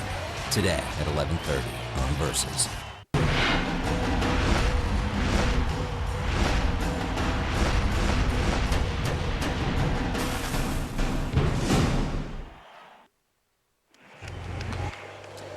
Welcome back, Levi Leipheimer. He's doing what he said. He's not under pressure. He's doing a good ride right now, sitting behind Rasmussen. Behind him is Andreas Kloden, who I think now must be the team leader of Astana. And just moments ago, George Hincapie let go of the leaders. There are 24 of them left in this bunch now. Hincapie, though, has gone at about 1.5 kilometers to climb to the summit. So he just limits his losses here, and then he should get back on okay on the way down. There's the 24 men. In third wheel is the yellow jersey of Michael Rasmussen. as we go back up to the 4 leaders, who now seem at last to be going to the top together. Big tempo riding still by Thomas Dekker here. Behind him, Michael Bogart looking after their man. Denny Menchov is there as well. They're all around their boy in yellow now. They're trying to keep him safe on this climb. Keep him safe and don't let him use too much energy. It is going to be like a rabbit going up the Plateau-de-Beille, because they are all going to attack. That's evident now. Cadel Evans over on the left-hand side alongside Levi Leipheimer. I'm very impressed today with the ride being done here by Thomas Dekker. As you said, Phil, it's his first ride in the Tour de France. It's the first time he's experienced this kind of crowd, this kind of support, but it's also important for him because he's got the yellow jersey in his team, and that can allow you to ride just that little bit better. You remember how US Postal Service used to ride when Lance Armstrong was leading the race, and then Discovery Channel where they had him on board? It makes the rider change into a different man. You can push yourself sometimes that little bit harder when you're doing it for a teammate who you think is going to win. Right. 1 kilometre to go to the summit now. Which one of these will get it? My money will go on number 78, Armit Chiruka. This is still the man who is ahead. This will be Kaczynski. No, he's not ahead anymore. They've just gone over the top of him. He's just about got room to get round that corner. That was a nasty thing to do. That's the steepest way around the bend. Thomas Dekker brings the field around. Good tempo riding. There is only 4 riders in front now, so a 5th place sprint here, and the polka dot jersey being worn. Now Chiruka is sitting in 12th place after his escapade the other day, and he gets quite a number of points here at the top. 20 points he could get at the top, and that would catapult him right up into 4th position in that competition. And let's not forget, it's double points on the final climb of the day, so there's a nice 40 points at store for the first rider who gets to the summit of the Plateau-de-Beille. Which wouldn't give him the lead tonight, but will put him in a great place for taking it tomorrow if he's got the legs left. But right now it is Juan Soler who is looking to become the outright leader in the King of the Mountains, and that means Rasmussen loses that jersey tonight, because Soler is right there, about 4 men down behind the yellow jersey, and we'll see if he goes for the points. Well, Team Rabobank are a team transformed and transcending themselves because of the yellow jersey in their squad. Thomas Dekker here is riding the best that I've ever seen him ride, Phil, as the man in 2nd place as well, Michael Bogart. He's never really been a great mountain climber. He's a great one-day classics rider, but here he too knows it is important for him to be in presence and in contact with the race leader, Michael Rasmussen. Camera's gone back a little way down the road with Alexander Vinokurov, who knows now that he's just got to hope he can get back into this race. The bye-bye isn't too encouraging, though, is it? I think he's saying to us he's out for the day here. I think he just wants to be left alone to suffer in silence. No rider going through this kind of purgatory wants it to be completely and utterly recorded by the press all around the world. And for Alexander Vinokurov, I think he would feel a lot more comfortable, Phil, suffering in silence. Well, as the race up towards the summit now, this has been a very steep and difficult climb, eliminating rider after rider with just tempo riding. And there he goes, the boy. It's in fact Ruben Perez who's going to go over first, and it looks as though his teammate is not going to challenge him, Chiruka. They deservedly go over the top 1st and 2nd, and a good ride by Antonio Colom as well. Now they're looking for paper to stuff up their jerseys to keep out the chill wind on the descent. Well, I'll tell you one thing, Phil, you better fasten your seatbelt now, because the early part of this descent is fairly fast and not technical at all. But once we get down towards the outskirts of Aix-les-Thermes, it is a very scary descent. And I remember in the history of the past Tour de France in this area, we've seen some pretty nasty accidents on the downhill. And the peloton are just over a kilometre back of those leading 4 riders now, as we again look at riders in trouble. This will be Dmitry Fofanov. Now he's also dropped off the back. At 50 kilometres to go to the summit now, you can count them all. And this rider from CSC here is Indigo Cuesta, as he also is normally a good climber. He's lost. 1 by 1 they're being dispatched. There is no longer even 24 riders in the group. And we're coming up here on Mayo. I think that's Mayo, isn't it? Well, I thought it was, but it isn't, fortunately. It is Mayo. He is the man who's come backwards and the man who David Miller completely and utterly assassinated himself for. And now Iban Mayo is having a hard time. But look at this. Your man, this is what he Maurizio wants. Soler, is going. And all he needs is this sprint to take the lead in that jersey he's wearing on loan from Rasmussen. And he did this in the Alps. He got this incredible turn of speed. He crawls all over his bicycle. He's not really a very experienced cyclist, but he certainly can show boys in the Tour de France how it's done in the mountains. His first tour as well. Look at him working the gears there. Looks over his shoulder. He can take it easy now. Well, he can take it easy. Just needs to get himself the points, but he doesn't know where the summit of this mountain is. Let's not forget, this is his first ever crack at the Tour de France, and I don't think Team Saunier Duval are going to be very happy this evening, because Iban Mayo, who got his team on the front to do all of the pacemaking, has gone pop. And trying now just to hold on to the tail of them. He will get back on the descent and he might recover. But just looking down, there's been no reaction there from Thomas Dekker or Michael Bogart. So this gets rid of the polka dot jersey off the shoulders of Michael Rasmussen, who has to concentrate on winning the Tour de France just now. Soler sits there in 22nd place today. But this rider isn't thinking of that position. He's now got himself the real lead in the King of the Mountains. This guy did not start riding a bike until he was 17 years of age. He went out to see a local bike race in the area where he's from, of Boyacá in Colombia, and thought, I like this, I'll try this. And a couple of years later, they came back and won the Tour of Boyacá. And now he is the outright leader of the King of the Mountains, Phil, in the Tour de France. Well done to Maurizio Soler. So the peloton now, what's left of the peloton, isn't it a small group? Quick count, 3, 6, 9, 12, 15, 18. About 19 or 20 riders have gone over in this group together. And that is all. And they've got rid of a lot of big names at the same time now. Wait and see if, in fact, Vinokurov can get back. There's the climb result for you. 20 points for Perez, but watch out, the points gained there by Soler means this now. He's gone 10 points clear of Rasmussen in the King of the Mountains, but it's double points on the last climb of the day, so it could change yet, and it could go back to Michael Rasmussen.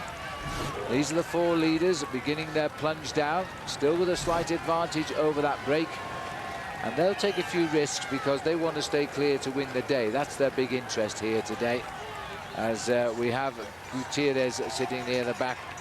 They don't want to take too many risks inside of the apex, come out wide and out of the saddle.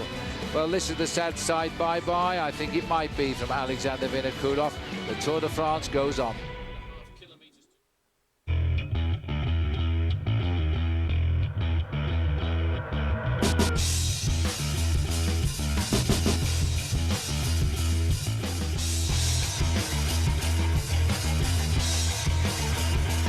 With 18 unique Star motorcycles, there's no limit to how far you can go. We build it. You make it your own. Exclusively at your Yamaha dealer. Now get payments from $69 a month plus up to $1,000 cash back. The Cervelo SLC SL is a pure breakaway machine. Learn more and enter to win this Cervelo Dream Bike at competitivecyclist.com.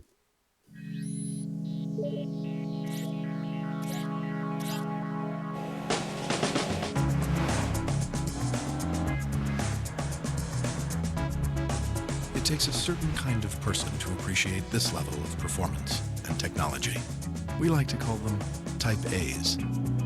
Don't miss the Acura Chance to Advance sales opportunity. Acura. Advance. Take advantage of attractive financing on all Acura models for well-qualified customers.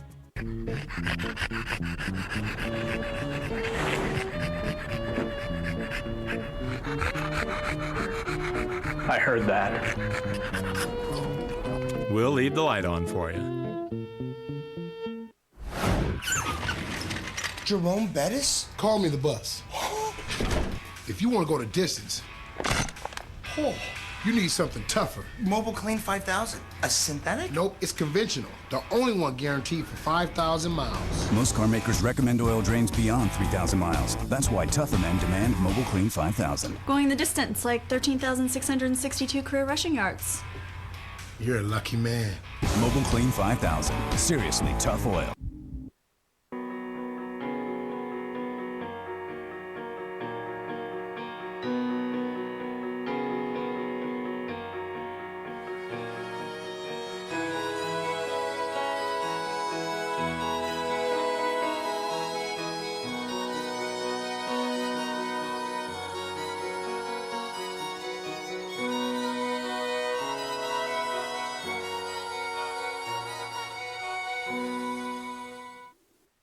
The vehicles drive through the years, changing body and style, but what about a vehicle that changes the world? At Longmont Toyota, the evolution we see in Toyota hybrids will change the way the future generations build vehicles. But a cleaner engine doesn't just mean a better environment. It also means a stylish, powerful, and smooth ride. Longmont Toyota, great selection, better value, and that local relationship you can rely on. Come in today and be a part of a revolution for tomorrow. Toyota, a smart way to keep moving forward. Comeback situation, 4 riders still clear of a bunch now of 20 riders, and about to rejoin them on the way down is Iban Mayo, so he should get back on. They're not racing down the peloton, strangely enough. They're not pushing home any advantage because all the favourites are there, so that is why they're going to have to live to fight a final battle out on the Plateau-de-Beille today. There they are, and I think now back on the back is Mayo. Let's go and check in again at Johan Brunel's team car.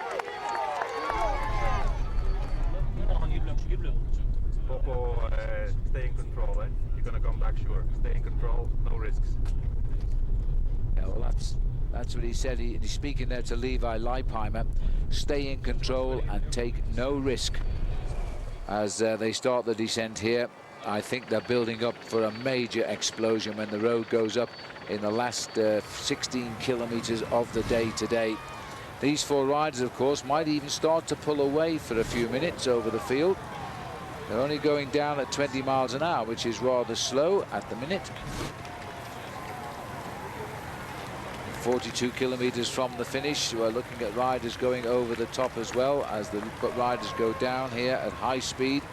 4 leaders, Paul, they might increase the lead for the next few minutes. Now, look at that, 90 kilometers an hour. So we're going down now at not far short of 60 miles an hour here. 56 miles an hour to be exact, and although Race Radio had said that Iban Mayo had made contact, you get a chance to see what contact is like on a descent. He hasn't quite got onto the slipstream of the riders in front of him, but he hasn't yet also reached the very technical part of this course, because once we get to about 5 kilometers to go to Aix-les-Thermes, it really is a very tricky descent that winds its way down the cliff into the center of town.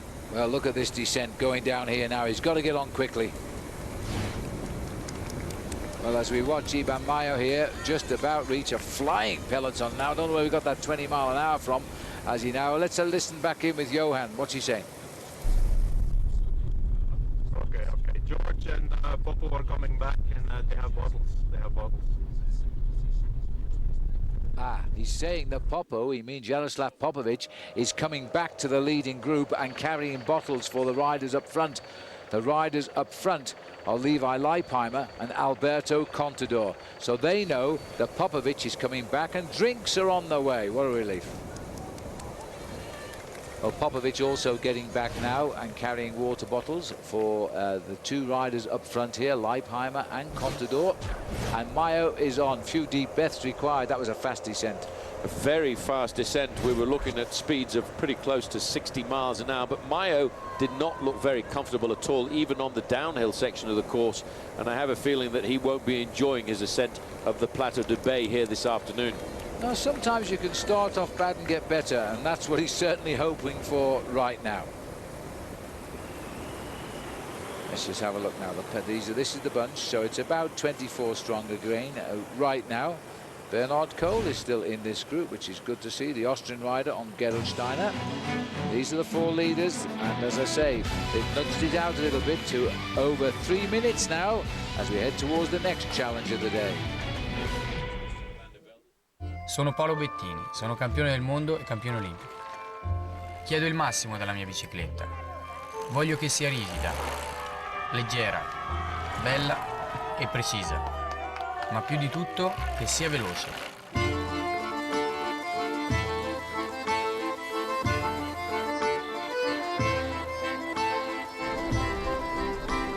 Questa è la mia bicicletta.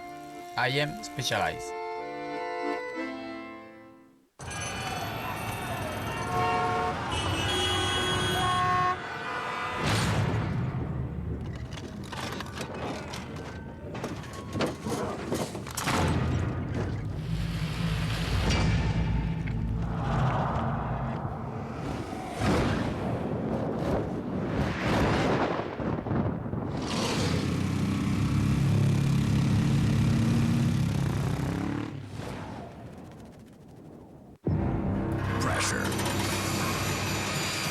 Enemy of engines. Enemy of pressure, Pennzoil Platinum Full Synthetic with adaptive molecules that continually join forces to help conquer pressure. At Quiznos, chefs create our recipes, like the Steakhouse Beef Dip Sub, marinated roast beef, French onion sauce, and pan-roasted au jus. At Wrong Way, you just get the dip. Steakhouse flavors without the steakhouse. Quiznos, toasty.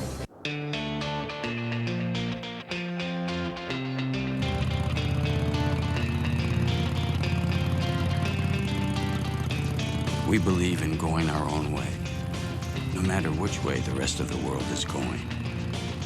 We don't believe it should take a lifetime of working for the man to ride with us. Low monthly payments available through July 31st. Starting MSRP for 2007 models is $6,595. Wow, this Subaru Tribeca has a great interior. Award-winning, actually. Backup camera. It handles better than our car. But then again, it does have all-wheel drive standard, a 256 horsepower engine, and a top safety pick award, a DVD player, third row seats, and 4 cargo area tie-down hooks. I love it when you talk car. Introducing the all-new Subaru Tribeca.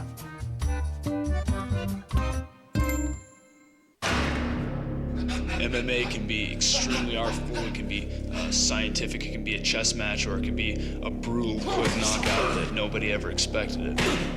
Hopefully, Connie, you're still up for it. Baby, I'm coming after that bell.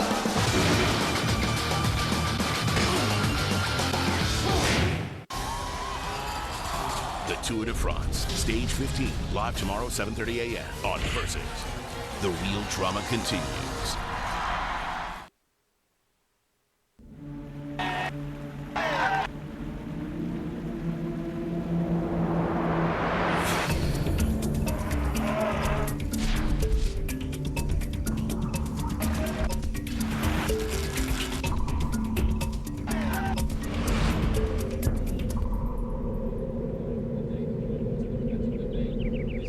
Today the Pyrenees embracing the Tour de France, and what a great first day it is now, as the favourites have set a pace that has pushed Vinokurov out of contention once again.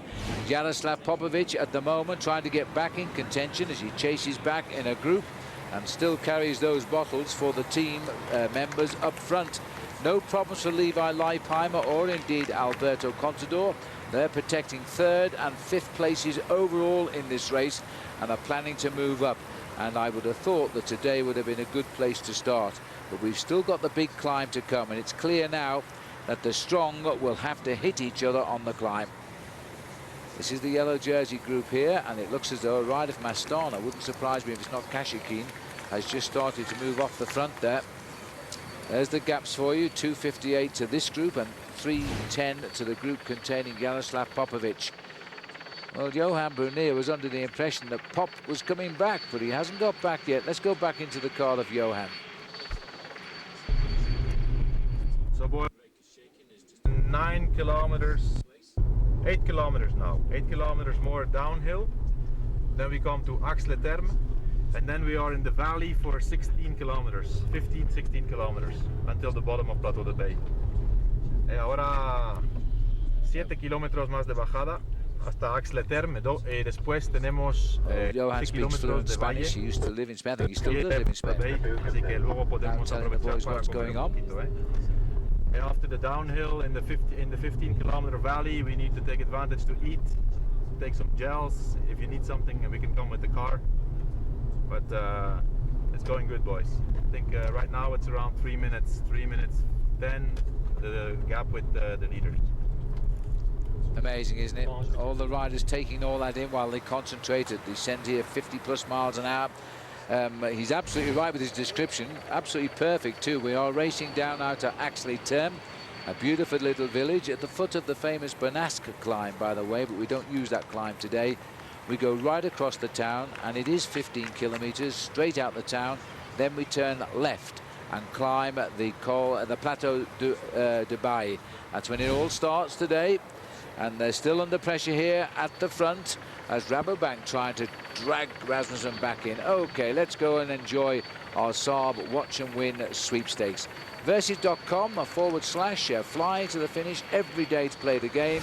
You can win a Saab 9.3 Sport Combi and Cervelo bicycle. Today's keyword is Pyrenees. You'll need that to play the game. Here we are, still on the descent here with the second group. Well, they're not exactly descending in any form of common sense here, Paul. They keep jumping off the front of the break. But we've got quite a long way now, probably the best part of 25 kilometers, downhill or in valley roads. It's very fast, this part of the course. Just around this big hairpin bend here. There's 4 leaders here as they get around the corner. They've got themselves back together again, the 4 leaders. Constantly under pressure by the riders in orange. Don't seem to want to ride with the other 2. Vinokurov is still chasing and still off the back, and it's not good for him today. And we have a little compact group, slightly getting a bit bigger. Around about 25 riders now in the peloton at 3 minutes and 2 seconds. Well, I think that's going to be a big showdown on the plateau. I think we can discount a return into the race field by Alexander Vinokurov because he went over the summit of the Porte de Pailheres 5.5 minutes behind the yellow jersey group, and that is a huge chunk of time for a man who so far has always been able to defend and always been able to stay in contact.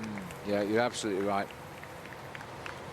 But just looking here at the way that Rabobank have got one man back up and has gone straight to the front to help them out here. That's a good team for you. These boys are speeding down towards Axley-Terme. They'll be in the valley very shortly. I think this is the outskirts of the town. We'll take a break. Saab was founded by 16 aircraft engineers. Their spirit lives on in the turbocharged 2007 Saab 9.3 Sport Combi. With all the storage space you need, an estimated 30 miles per gallon, and a starting price under $29,000, you're closer to owning a jet than you think. Saab, born from jets. Log on to Versus.com / fly to the finish for your chance to win a 2007 Saab 9.3 Sport Combi and a new Cervelo bike. World Team Tennis on Versus. This week, the new champ of Wimbledon, Venus Williams, leads the Freedoms to wrangle Houston. Today at 11:30 on Versus. While other kids were playing games, Jenny was building sandcastles. No one thought she'd ever live in one, except for Jenny. Go inside the world's most extreme homes. All new series. Mondays at 9 on HGTV. Find exactly what you need at Searchlight 888. Press 888 on your Comcast digital remote and go exactly where you want without leaving your sofa. Make your job search easier with Careers on Searchlight 888.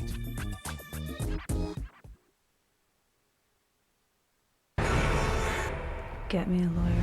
Patty! If you were a man, I'd kick the living crap out of you. If you were a man, I'd be worried. I know I sound paranoid, but you're the only one I can trust. Patty Hughes has a new associate. Whatever it takes, fix this. You must have seen something that they didn't want you to see. Just keep her out of this! Damages. Premieres Tuesday at 10, only on FX. The critics raving. The furious finishes and grueling climbs make for damn good television. And Liggett and Sherwen are the best TV broadcast team in all of sports. Versus is there for all the surprises, disappointments, and fantastic finishes. The Tour de France, Stage 15, live tomorrow, 7:30 a.m. on Versus.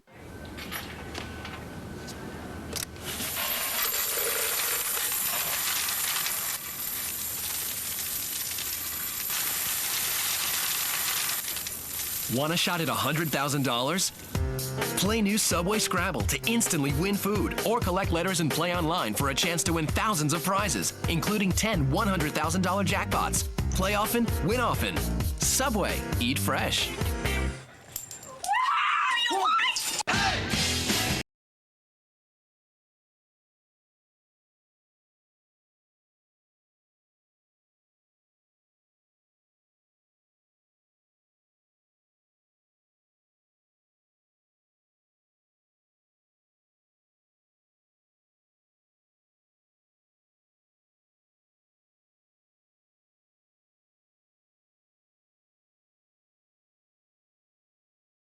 you here.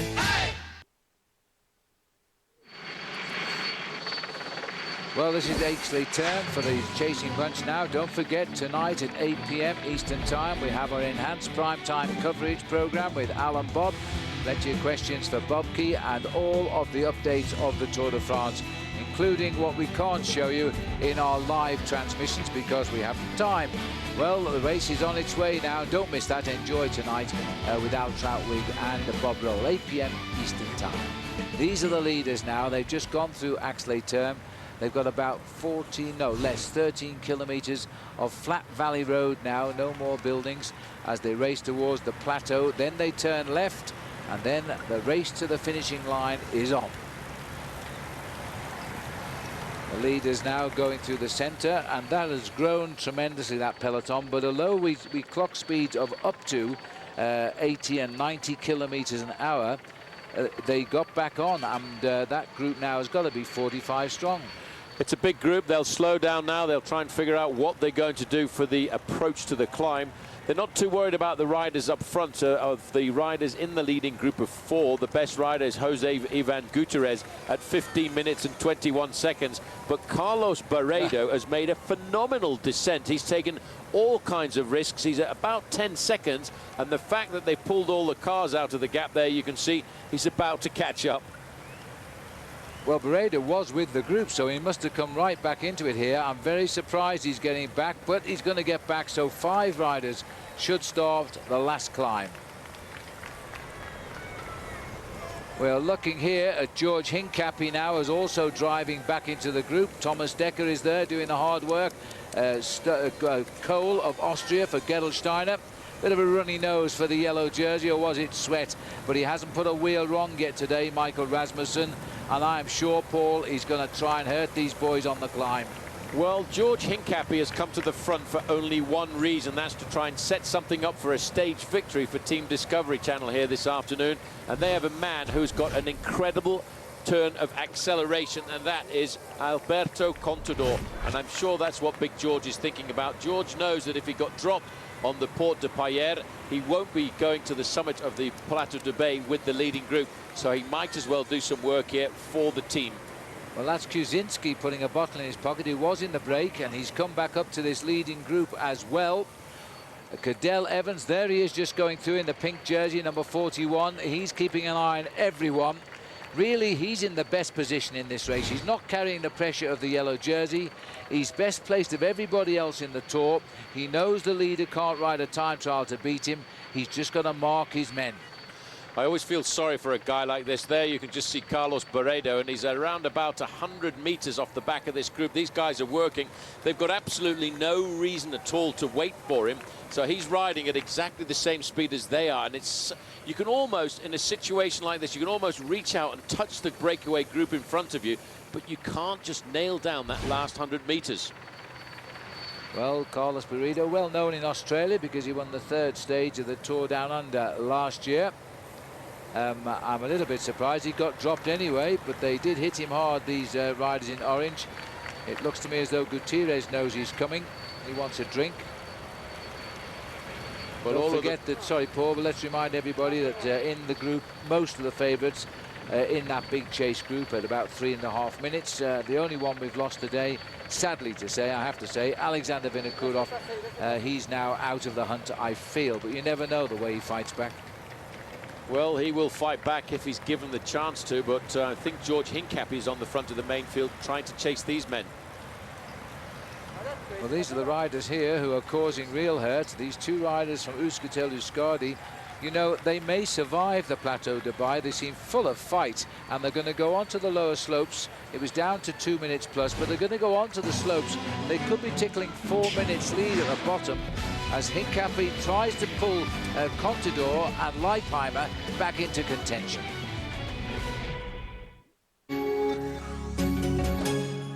Film, animation, and digital effects. I use my computer to connect these 3 worlds. I transfer photos people send me, then email them back. I photograph my son's painting too and post them on his website.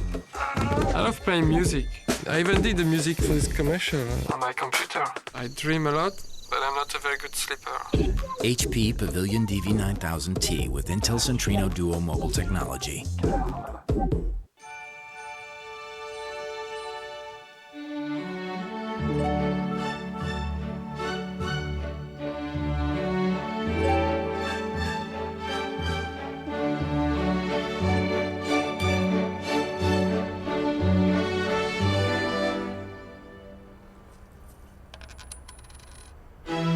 Visa Payway. Now there are more places and more ways to pay.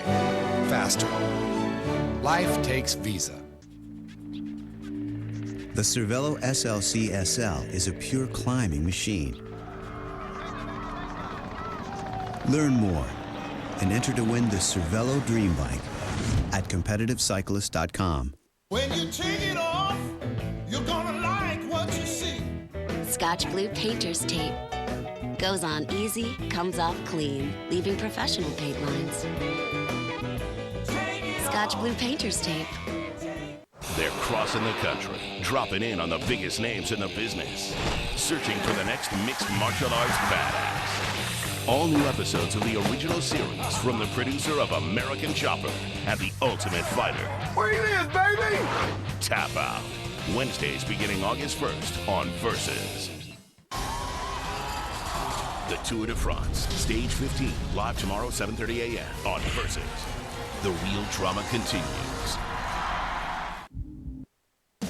Bicycle Village, the ultimate bike shop. Bicycle Village has Colorado's largest selection of bikes, from tandems to trikes to top-end bikes. All the best brands and the largest selection. Over 1,000 bikes set up and ready to ride from the brands you want, like Trek, Specialized, Raleigh, Lightspeed, and more. Only Bicycle Village offers same-day bike service to get you back on your bike quicker. Plus lifetime tunes and an unbeatable performance guarantee on every bike we sell. And we always guarantee the lowest prices. Bicycle Village, the ultimate bike shop. In a world where car prices skyrocket, only America's #1 Subaru store can guarantee the lowest price. Go Subaru. We're so confident our prices are the lowest. We offer you a 3-day, 150-mile money-back guarantee. This offer is rated G for guaranteed, and it's available now at the Go Subaru nearest you. The light screen. Go.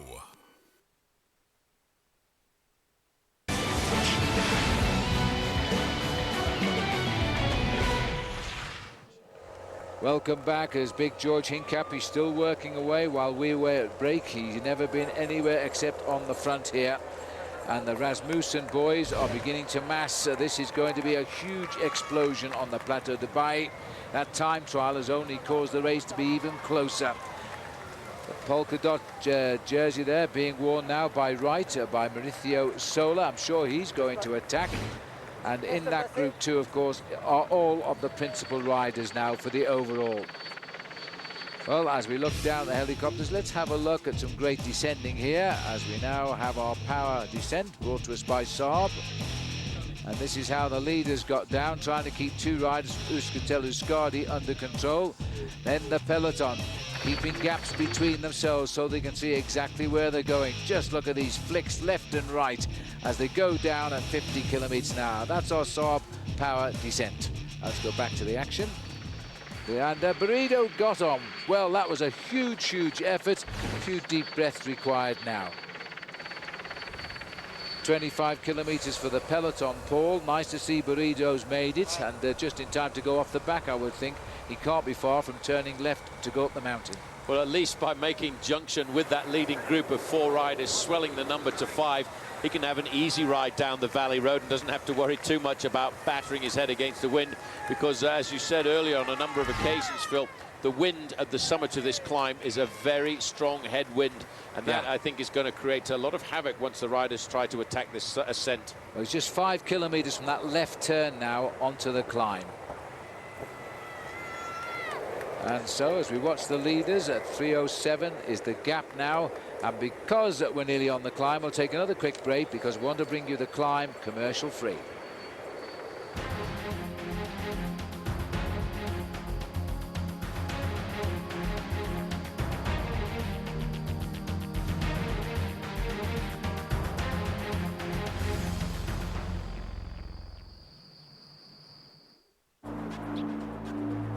the Cervelo SL-CSL is a pure descending machine. Learn more and enter to win the Cervelo Dream Bike at CompetitiveCyclist.com. Let's go. Here it is, home of the $20 cover charge. $20. This is unbelievable. Don't mind us. See, this beer is about helping people live the high life. It's a good, honest beer at a tasty price. It's simple. You know, there's no cover charge for the high life. I got a shotgun. That's what you get for messing with the high life.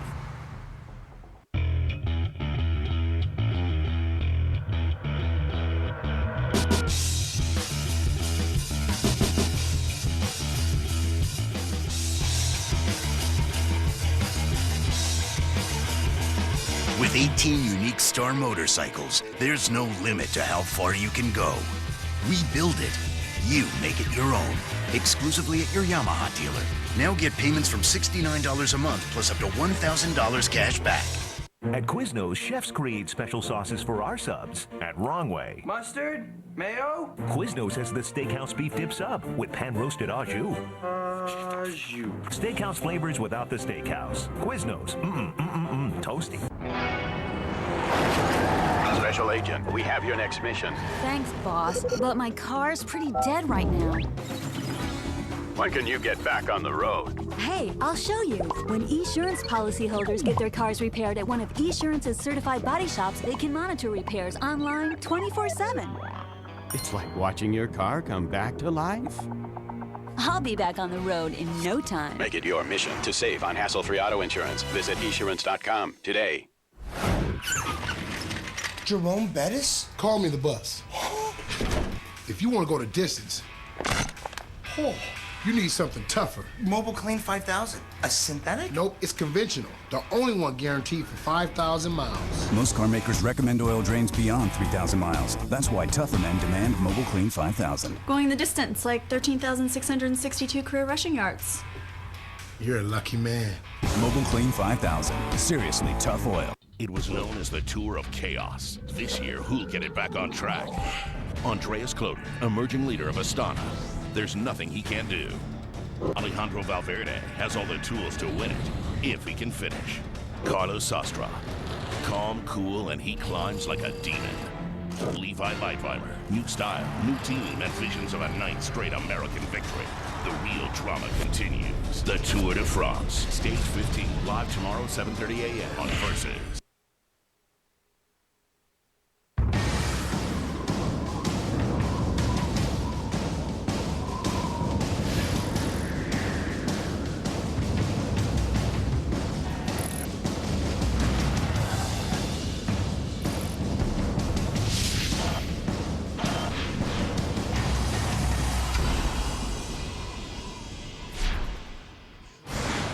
Peace and tranquility of the Plateau-de-Beille. Let me quickly run through the day. After 63 kilometers, 6 men led by 11 minutes 20. At 142 on the climb of the Porte de Pailheres, Vinokurov cracks and dropped from the yellow jersey group. At the top, it was Mauricio Sola who took the mountains jersey with a 10-point lead over the yellow jersey Rasmussen. Now we're with the main group here, being dragged along by Big George Hincapie, who's pulling them to the foot of the Plateau-de-Beille. Then everyone is going to release the favourites to battle it out towards the line. Every second will surely count now. We still have a breakaway of 5 riders up front, and Burrido, having just got back up to them, we're not seeing too much of them because, as you will understand, and rightly so, our French television cameras know that this is where the Tour de France is right now. And look at the face of George Hincapie, being followed by Thomas Dekker. Behind him, I think it's Michael Bogart. Can't see his face anymore.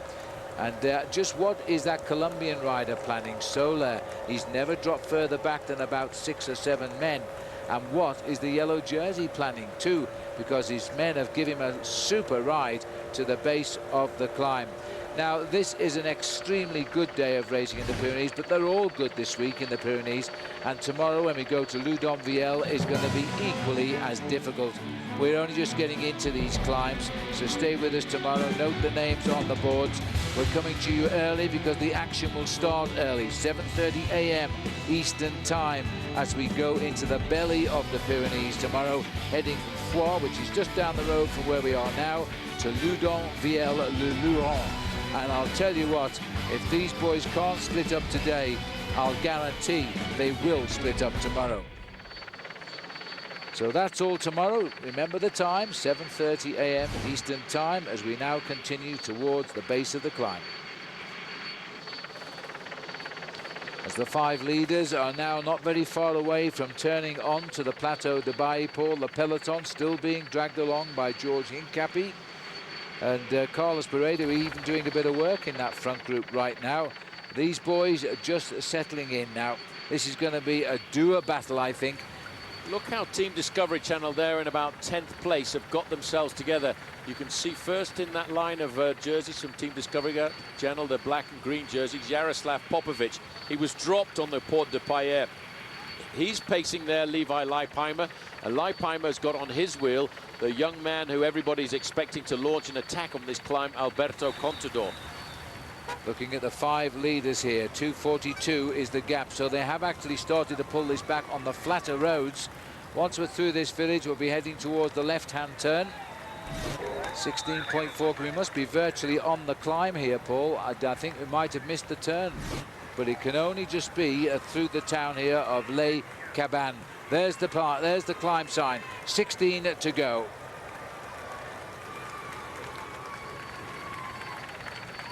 Looking down on the red roofs of Les Cabanes, that is the town which will frighten half the race, because this is where the time starts for the climb of the Plateau-de-Beille. We turn left now, the climb will begin. 16 very, very steep kilometers, and the leading group goes to the climb with a lead of 2 minutes 38 seconds. Well, that's it. Now we just wait for the main field to make that. They're 2.5 minutes or so behind. And as they will shortly be turning into Les Cabanes, we'll take our last break before we take you all the way up the climb to the finish.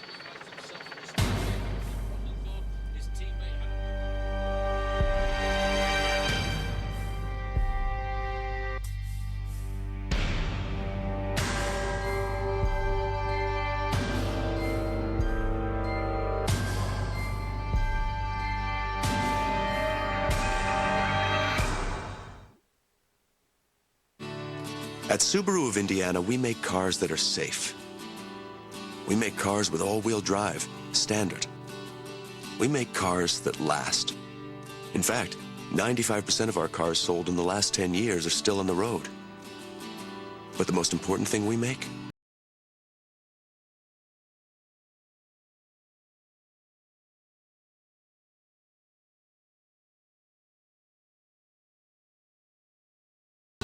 Welcome to a game where love means nothing and innovation is everything.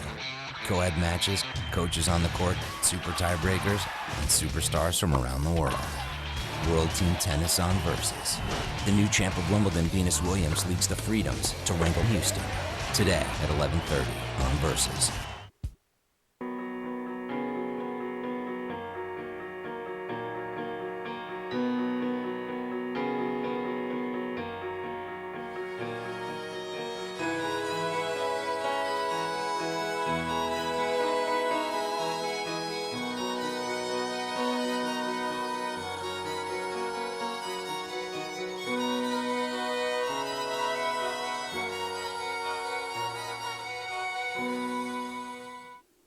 While other kids were playing games, Jenny was building sandcastles.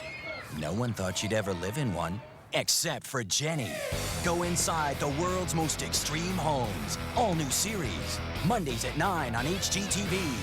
Find exactly what you need at Searchlight 888. Press 888 on your Comcast digital remote and go exactly where you want without leaving your sofa. Make your job search easier with Careers on Searchlight 888.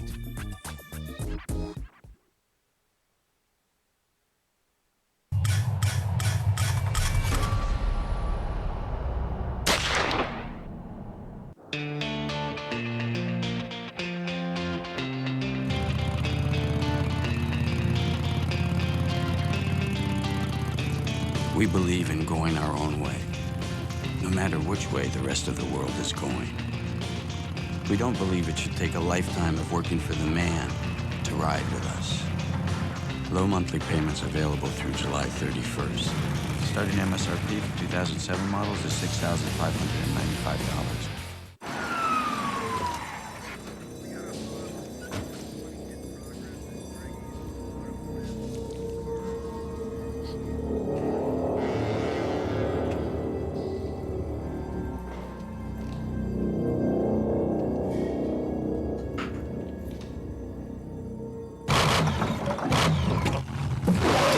What it wants. Always ask for Pennzoil. Get a 5-quart jug of Pennzoil high mileage vehicle motor oil at Walmart for only $12.22.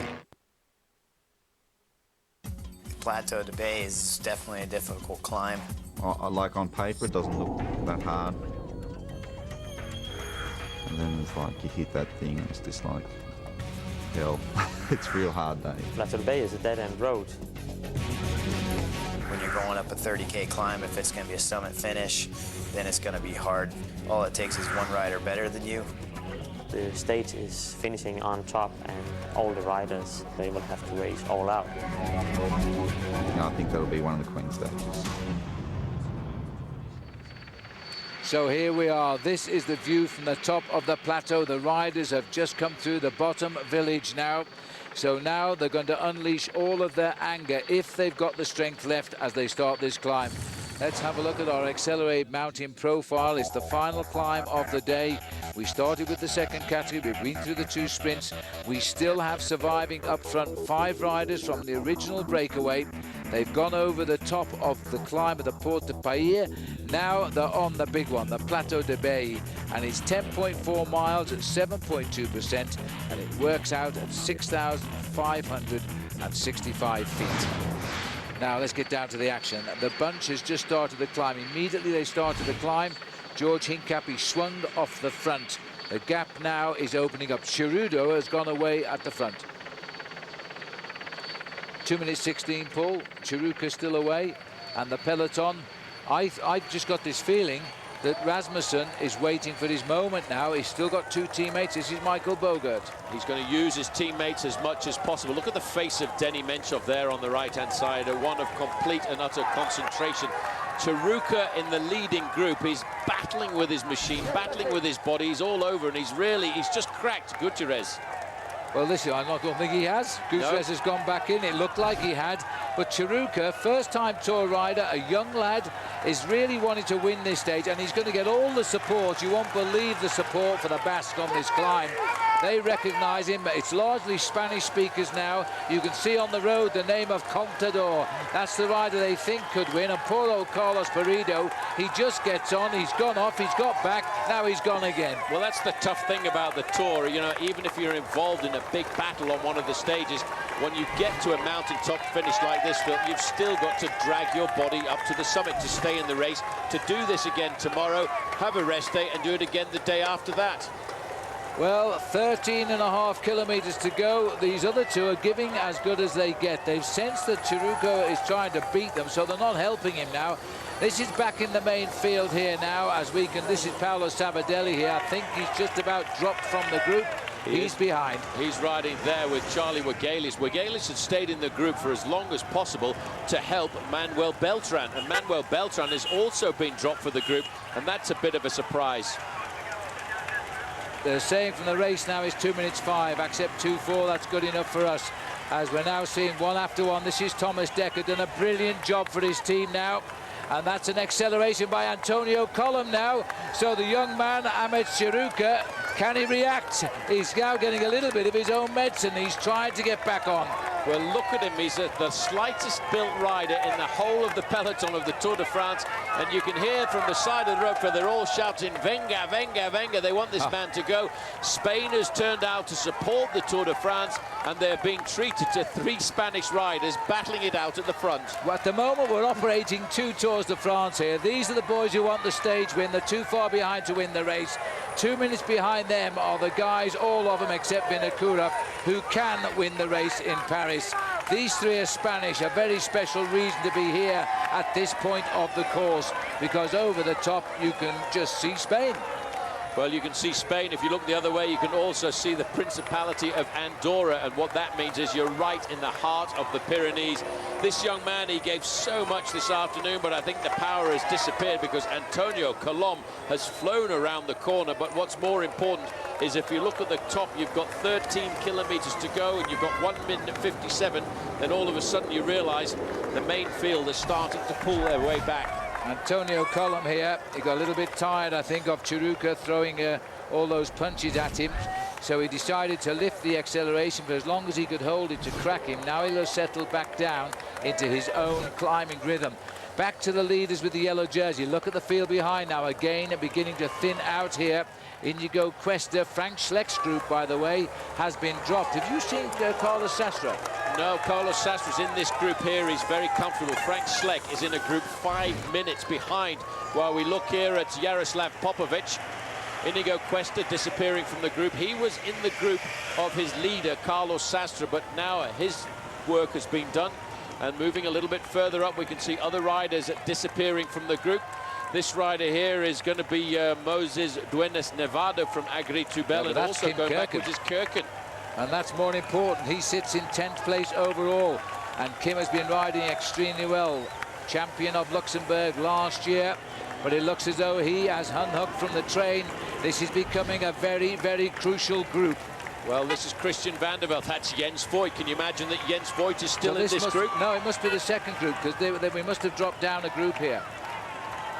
As they split away from the field here, they're all going off the back of the leading group now. So too is Carpets. They are all unhitching now, and it's under the pressure at the front of Rabobank. This is Menchov. Menchov followed by Alberto Contador, followed by Michael Rasmussen. Andreas Kloden looking comfortable over to the left-hand side. In the pink and black jersey is Cadel Evans.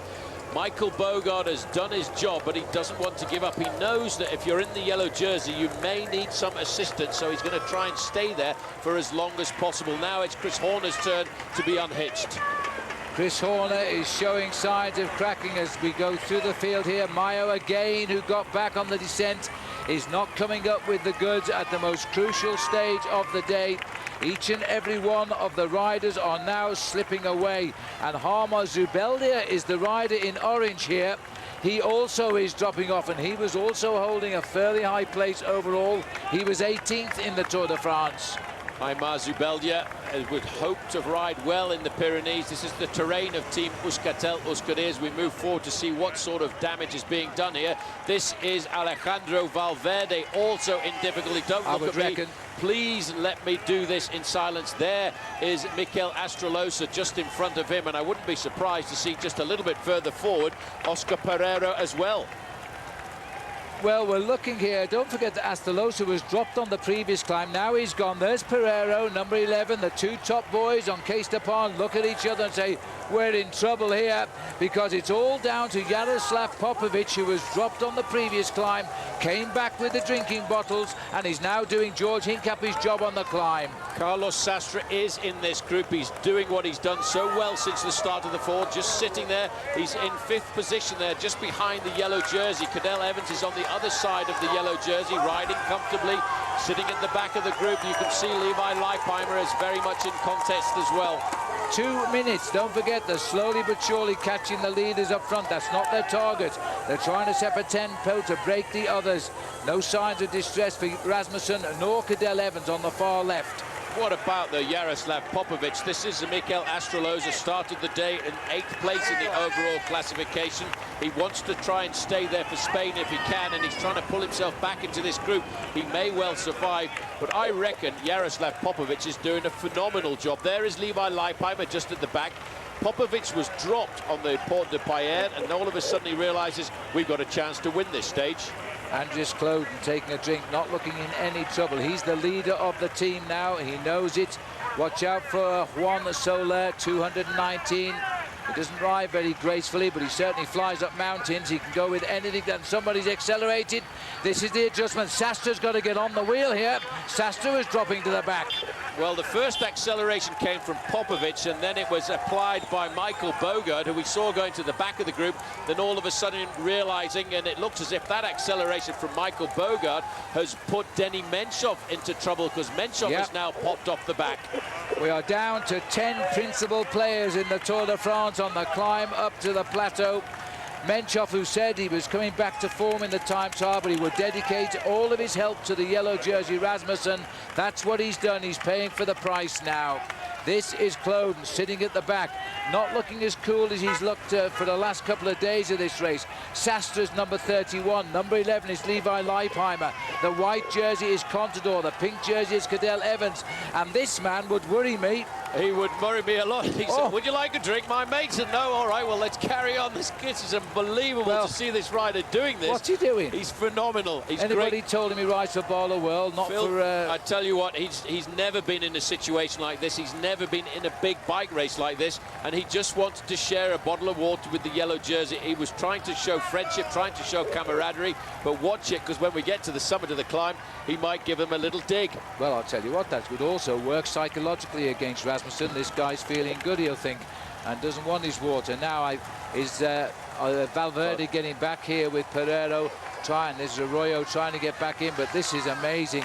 The Case de Palm team has seemed so strong in the first week, now in all sorts of trouble. Valverde, I think, lost his chance anyway yesterday, but I'm sure he came out today hoping to climb back into the Tour de France standings. He certainly did. He was riding with courage for Spain, but you can see almost the top end of Case de Palma have been blown away here. Oscar Pereiro there, number 11, second overall last year, but David Arroyo, who went off the mountains on one of the Alpine stages, is trying to pace the two leaders back into this race and hope they don't lose too much time before the summit. We're kind of forgetting about the race in front, because the leaders of the race, Antonio Colom, is still 2 minutes ahead of the yellow jersey group. Still 10 kilometers to climb, though. I think we don't need to put our cameras up there. They'll be coming back to see us here very soon. Maybe 4 kilometers or so from the finish. Michael Bogert in his last Tour de France now, unselfishly tapping out the rhythm for the yellow jersey of Rasmussen. Well, Andrei Kashekin was in the group as well. We're looking down here at one of the riders. This is Antonio Colom. Great performance on this first day, and a little bit further back you can see here Carlos Barredo. Well, he's just going to survive for a little while to have a chance to look at the yellow jersey group. He's going to be watched straight away now, but he's in a fine position for a good ride on the day. Michael Bogert, Rasmussen, having his lunch. He's had his drinks. He's won Mauricio Sola. Now he's having another drink. That guy's going to win the stage, Paul. That guy in the red spots is all over this race today. He's just sitting there enjoying climbing the mountains of France. The first time he's ever been in the Tour de France. Straight through, I'm afraid, Carlos Barredo. Not surprisingly, he's got to climb this mountain now at his own speed. Well, this is a battle on the plateau now. The big stars are hitting each other with every blow they've got. Carlos Sastre, usually a man in the Pyrenees. He's won in the region before. He's getting into the hot seat at the back of that lead group. Valverde here is just hoping the finish comes soon now, because he's only going to be able to limit his losses. Pereiro on the far side, Arroyo in the middle. He was the guy that took a dive down the mountains the other day in the Alps. Well, let's see what Johan's saying right now. I think we can anyway. Let's get down to the car. Could be interesting. Come on, Popo. Very good. Come on, Popo. Very good. Yes, it is very good. How these guys aren't machines, you know, Johan. But he certainly looks like he's one riding at the front now with a tempo that's putting Discovery in the driving seat. Just look at this ride now. For Contador, I think Discovery have come out today to get the team race, if nothing else, because they've got the men driving at the front. But Astana still have the leader on the road. How long can Popovic do this, Paul, before he does pop? Well, it doesn't matter to him. He's thinking about the fact, Phil, that Team Discovery Channel or US Postal Service are undefeated on the slopes of this mountain. The race has been here twice before while they've been in existence, in 2002 and 2004. And on those occasions, it was Lance Armstrong who won the race. In 1998, it was Marco Pantani, and I'm sure Popovic is a man who knows his cycling history. Andreas Kloden looks to be suffering a little bit here, Phil, because of his accident yesterday. I think he is. He's just hanging on here by his skin of his racing shorts, as Solar is also there at the back. This is a group now, Paul. 8 riders, pure class. Well, Jaroslav Popovic gets out of the saddle. He will have heard that at the back Andreas Kloden is in difficulty, and he will put the hammer down a little more. Well, I don't think that Kloden is going to hang on here too much longer, because he doesn't like the pace being dictated to, as Sastre also in trouble. Let's get back down to Johan. Come on, eh? Come on, Popo. Kloden is dropped, eh? Allez. Clearly, that's why I don't like the radios. I don't agree with that, but there we are. We're now seeing him, telling him that Kloden is in trouble, so he's going to go a little bit harder and try and break him at the back of the line. Just looking here, Johan Bunil on the radio just told Popovic that Kloden has been dropped. That's why I don't like the radios, Paul, as we're now seeing Kloden unhitch at the back and Popovic drive that little bit harder. Very shortly, Popovic will be dropped, but he'll have done his job. 10 kilometers to go. We say 9.5. Well, we say 9.5. They've come through that 10-kilometer to go point, and they're coming again, Phil, to the steeper part of this climb. It's going to kick up again to around about 8.8%. Still, this is turning out to be a very select group of riders. There you can see on the front, Popovic, Contador, Rasmussen, Cadel Evans, Kashakin, all of the big names, and popped in there just on the side there is Levi Leipheimer, still looking very comfortable, well, and still well up there. Let's get on the radio and tell Popovic Kloden isn't dropped, he's on the back. Well, you know, Kloden is a strong rider. Don't ever forget he's finished second overall in the Tour de France, and he's a proud man too. He's probably hurting quite a bit because he crashed pretty dramatically in the time trial yesterday, but still managed to finish in 3rd place. Well, I thought they dropped team time trialing from the Tour de France, but we've got one going on at the back there. And now this is the poise for the moment. Wait for the attack. His Contador is poised here. He's swung right. Rasmussen's looking around for reaction. Cadel Evans doesn't need to react yet. This is the first time, but it looks to me as though Rasmussen is being isolated now. Now it's showdown time at 9 kilometers to go, and Kloden is in the red zone once more. And I tell you what, Alberto Contador is having a bit of a hard time trying to follow the pace being set by his own teammate, because he too is getting unhitched with Carlos Sastre. You know, we always say it, but the Pyrenees are different to the Alps. Bodies always react differently. Levi Leipheimer said the Pyrenees is where I'm going to go, and he's in that little group now. They've got Kloden in difficulty, but he refuses to be finished off. Well, he will not give up. He'll fight his way back into this race as much as he can. He started the day in 4th place in the overall classification, but what a performance that's being done there by the man at the front, Jaroslav Popovic. And I tell you what, Alberto Contador has come back into the group as well. Well, Popovic is doing the ride of his life. The man who was dropped on the previous mountain came back and is now doing the job of a super domestique and still hanging on there. He's just hanging in is Andreas Kloden. Even the greatest athletes suffer like they've never suffered before when they ride in the Tour de France. It's important today to stay in contact. If he eases now, he'll lose himself a couple of minutes before the summit of this climb.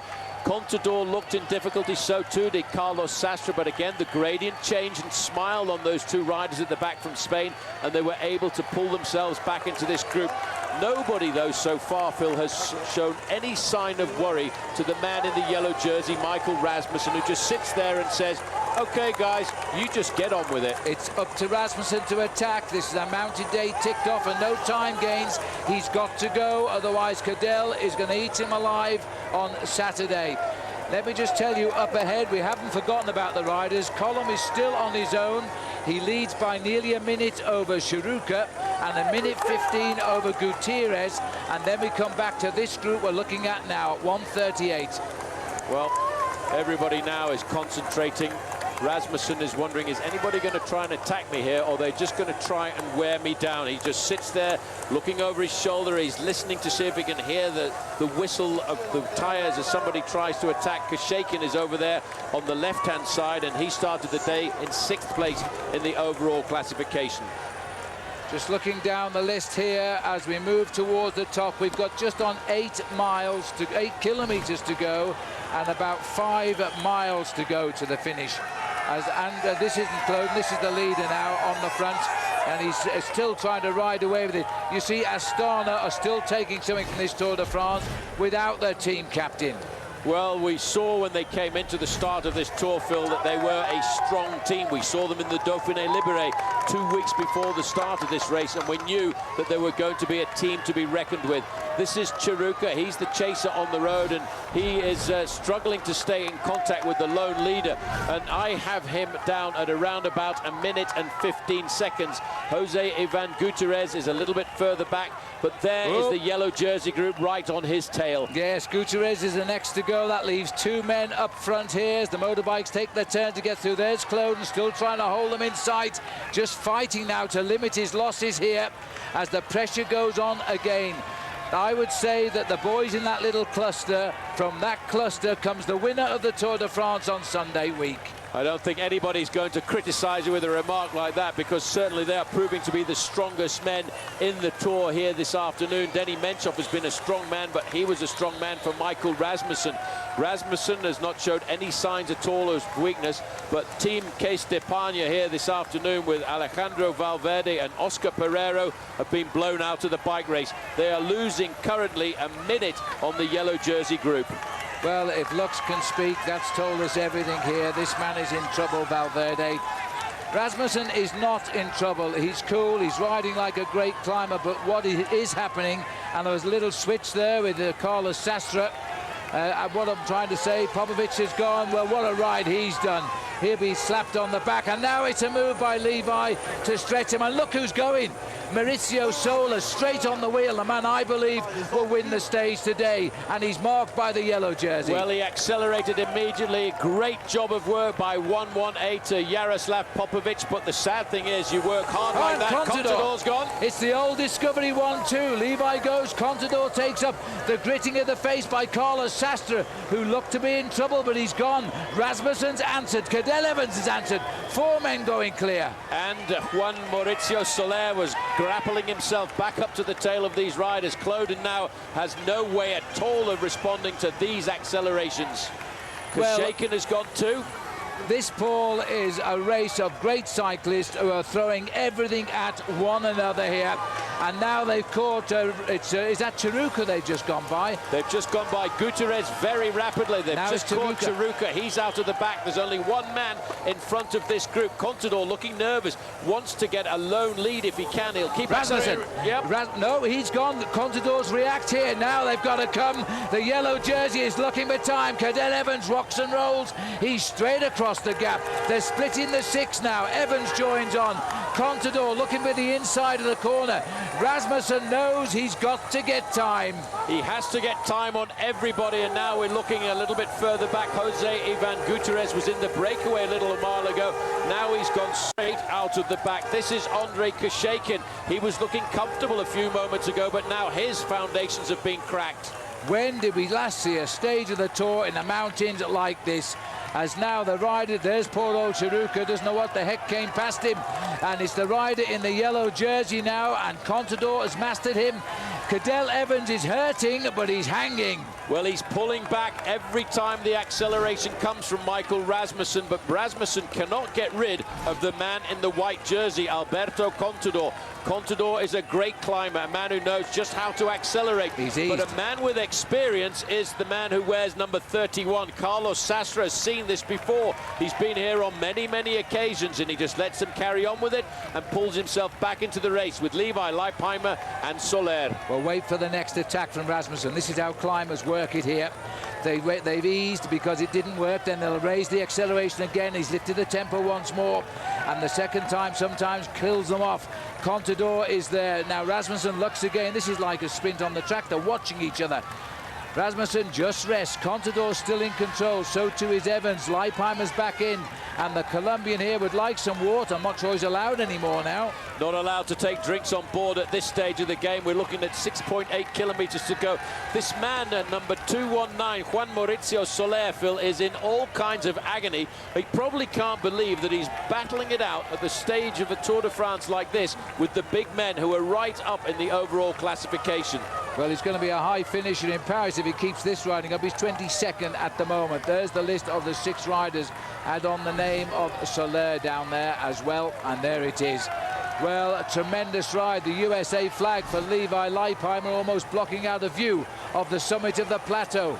Well, this is Kloden and Andrei Kushakin, and Levi Leipheimer could be making a pretty good operation here this afternoon because he started the day behind Kloden in the overall standings by around about 1 minute and 3 seconds. If he gets to the top, that much ahead of him. Now there's the move by your man Soler. Soler has gone. They may not react yet after him because he is just a carrot and has no he can't get yellow tonight. They're still watching each other. He sits 20 seconds, nearly 11 minutes behind Rasmussen, and that's why he may win the day. But no, Rasmussen's after him, ripping away, followed by Contador, and Evans, the limpet, is on the back. Well, Cadel Evans cannot give these guys any gap at all. Rasmussen wants the stage here this afternoon, Phil. He wants to win in the mountains. Soler is pouring water all over himself, trying to calm and cool down those muscles of his, while Leipheimer has to respond. He really is gangly on a bike. Well, he's terrible style. This reminds me of Robert Alban of years gone by. You know well as your teammate, Paul. He's slowed down now. They're all marking each other again. They'll let Levi back into the action. And now they'll wait and attack again. Sastre got back. Well, this is amazing. This really is a battle of climbers. The acceleration, deceleration, I've rarely seen this kind of a battle before. But there you can see they're all waiting now for the next man to move.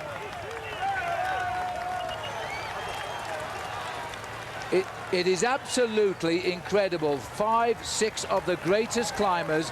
Nobody can break anybody. They're all launching attacks. When they realize they've been countered, they all slow down. If Kloden can keep stuff, and here he goes again. Now this time he may have it. Where is he finding the strength from? Well, you know what? They do not really need to chase that man Soler because he's so far down in the overall classification. But it's Contador who wants the victory this afternoon. He says, no, mate, I want the win.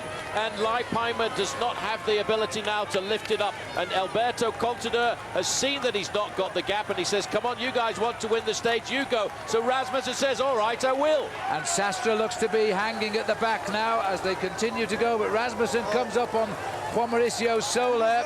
The others behind are still hanging, but now Rasmussen this time tries to put it on. They've got Soler on the defensive. He needs half a kilometre to recover. He'll just have to hang there and wait and hope that they slow down again. Well, you know what? When Barlow World were given a wild card selection into the Tour de France, I don't think the organisation... They slowed down again. He's coming back. I don't think the organisation knew, Phil, that they were going to get such a battle from that team. Robbie Hunter has taken a stage victory. Soler has taken a stage victory, but he's an integral part of the Battle of the Pyrenees this afternoon. Well, there they are, 5, and very shortly it will be 6 because Leipheimer is climbing back into the picture. He sits 5th overall if they keep on doing. And there goes Contador. The yellow jersey this time says to Cadel Evans, well, you chase him. He's only just behind you overall. Now there's a state of confusion. Well, Contador, look at this. He's out of the saddle. He knows now that he's got the gap. This is what he wanted a couple of days ago when we were in the Alps. He wanted to fly free and get himself a lone lead on the way up to the climb of Tignes. And now it's up to Rasmussen. He says, I know you're dangerous, Contador. I'm coming after you. And Evans again struggling to stay on the wheel. And Leipheimer, Phil, almost got himself back into contention with those riders, but then he goes again. Well, it's a big gamble by Evans. He's 1:31 ahead of Contador in the standings. He can afford to let him run a little bit, and it's not the case for Rasmussen, so he's had to react. And so the first 3 riders on the classification in the Tour de France are now the first 3 riders, and Evans, I think, has cracked. Well, he's cracked a bit. He doesn't want to push himself too much into the red zone. He could not take the accelerations of these two climbers. Alberto Contador and Michael Rasmussen have thrown caution to the wind, and they are going at this as if it's the last battle of the Tour de France here this afternoon. So Evans now bows his head a fraction. What he's got to do, Phil, is try and recover somehow. And try and get himself into a situation where he can actually ride himself into his rhythm and not lose any more time. Now, advantage Rasmussen. He's got to keep on working. He fears Cadel Evans. Cadel Evans can beat him in the time trial. He needs second. I think he needs about 3 or 4 minutes before we leave the Pyrenees over Cadel. So he's going to have to go again very shortly. But that acceleration's hurt just about everyone. It's hurt absolutely everyone. We've kind of forgot the Tête de la Course, the front end of the bike race. Antonio Colom He's still now, Phil, not looking at it. a massive gap. He's got 30 seconds over these two riders, Michael Rasmussen and Alberto Contador.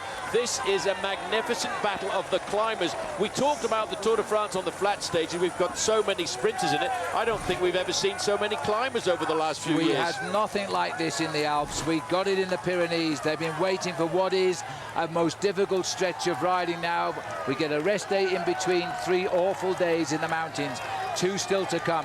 Just around that corner now has gone the race leader. These 2 are chasing him. Well, what you say there, Phil, is completely true. They're fighting this out as if it's the last mountain stage at 5 kilometers to go. Do these men not know there's a monster stage tomorrow? They've had no choice. They're scared of what Evans can do in the time trial. 5 kilometers to go. 5 kilometers still to go for the leader. And they've thrown just about everything they've got at each other. This is unbelievable. Antonio Colom had around about 3 minutes advantage at the start of the climb. Valverde's losing huge chunks this afternoon. So too is Andreas Kloden, but the yellow jersey group with Alberto Contador, the best young rider in this race, is only 30 seconds. Well, in fact, it's less than that. It's 23 seconds at 3 miles to go. Well, will they catch him? Because these 2 have had to slow just a little bit. They've started shadow boxing again. Rasmussen is waiting till he senses the younger rider in white is hitting the pace, and he'll hit him again.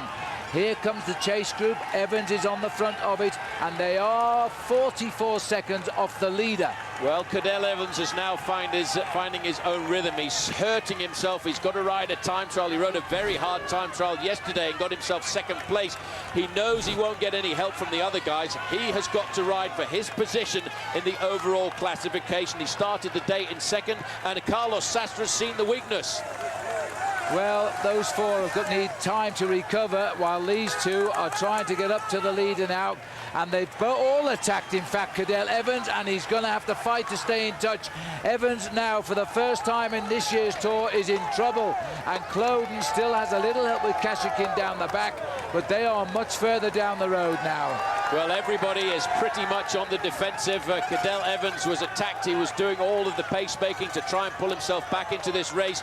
His team manager now must try and calm him down. Don't panic, my son. Get yourself into a rhythm. Just ride yourself over these last 4.5 kilometers, because if he tries to follow these accelerations now, Phil, he could see that gap of seconds turning into minutes. Yes, limit your losses. There's plenty of more mountains still to come. And he's not going to lose huge time, providing he doesn't completely hit the wall. Look at this, Rasmussen even encouraging Contador here, because Contador is looking for second place in the Tour right now. And Rasmussen is keeping all of his gains over Contador, which at the moment is 2 minutes and 31 seconds.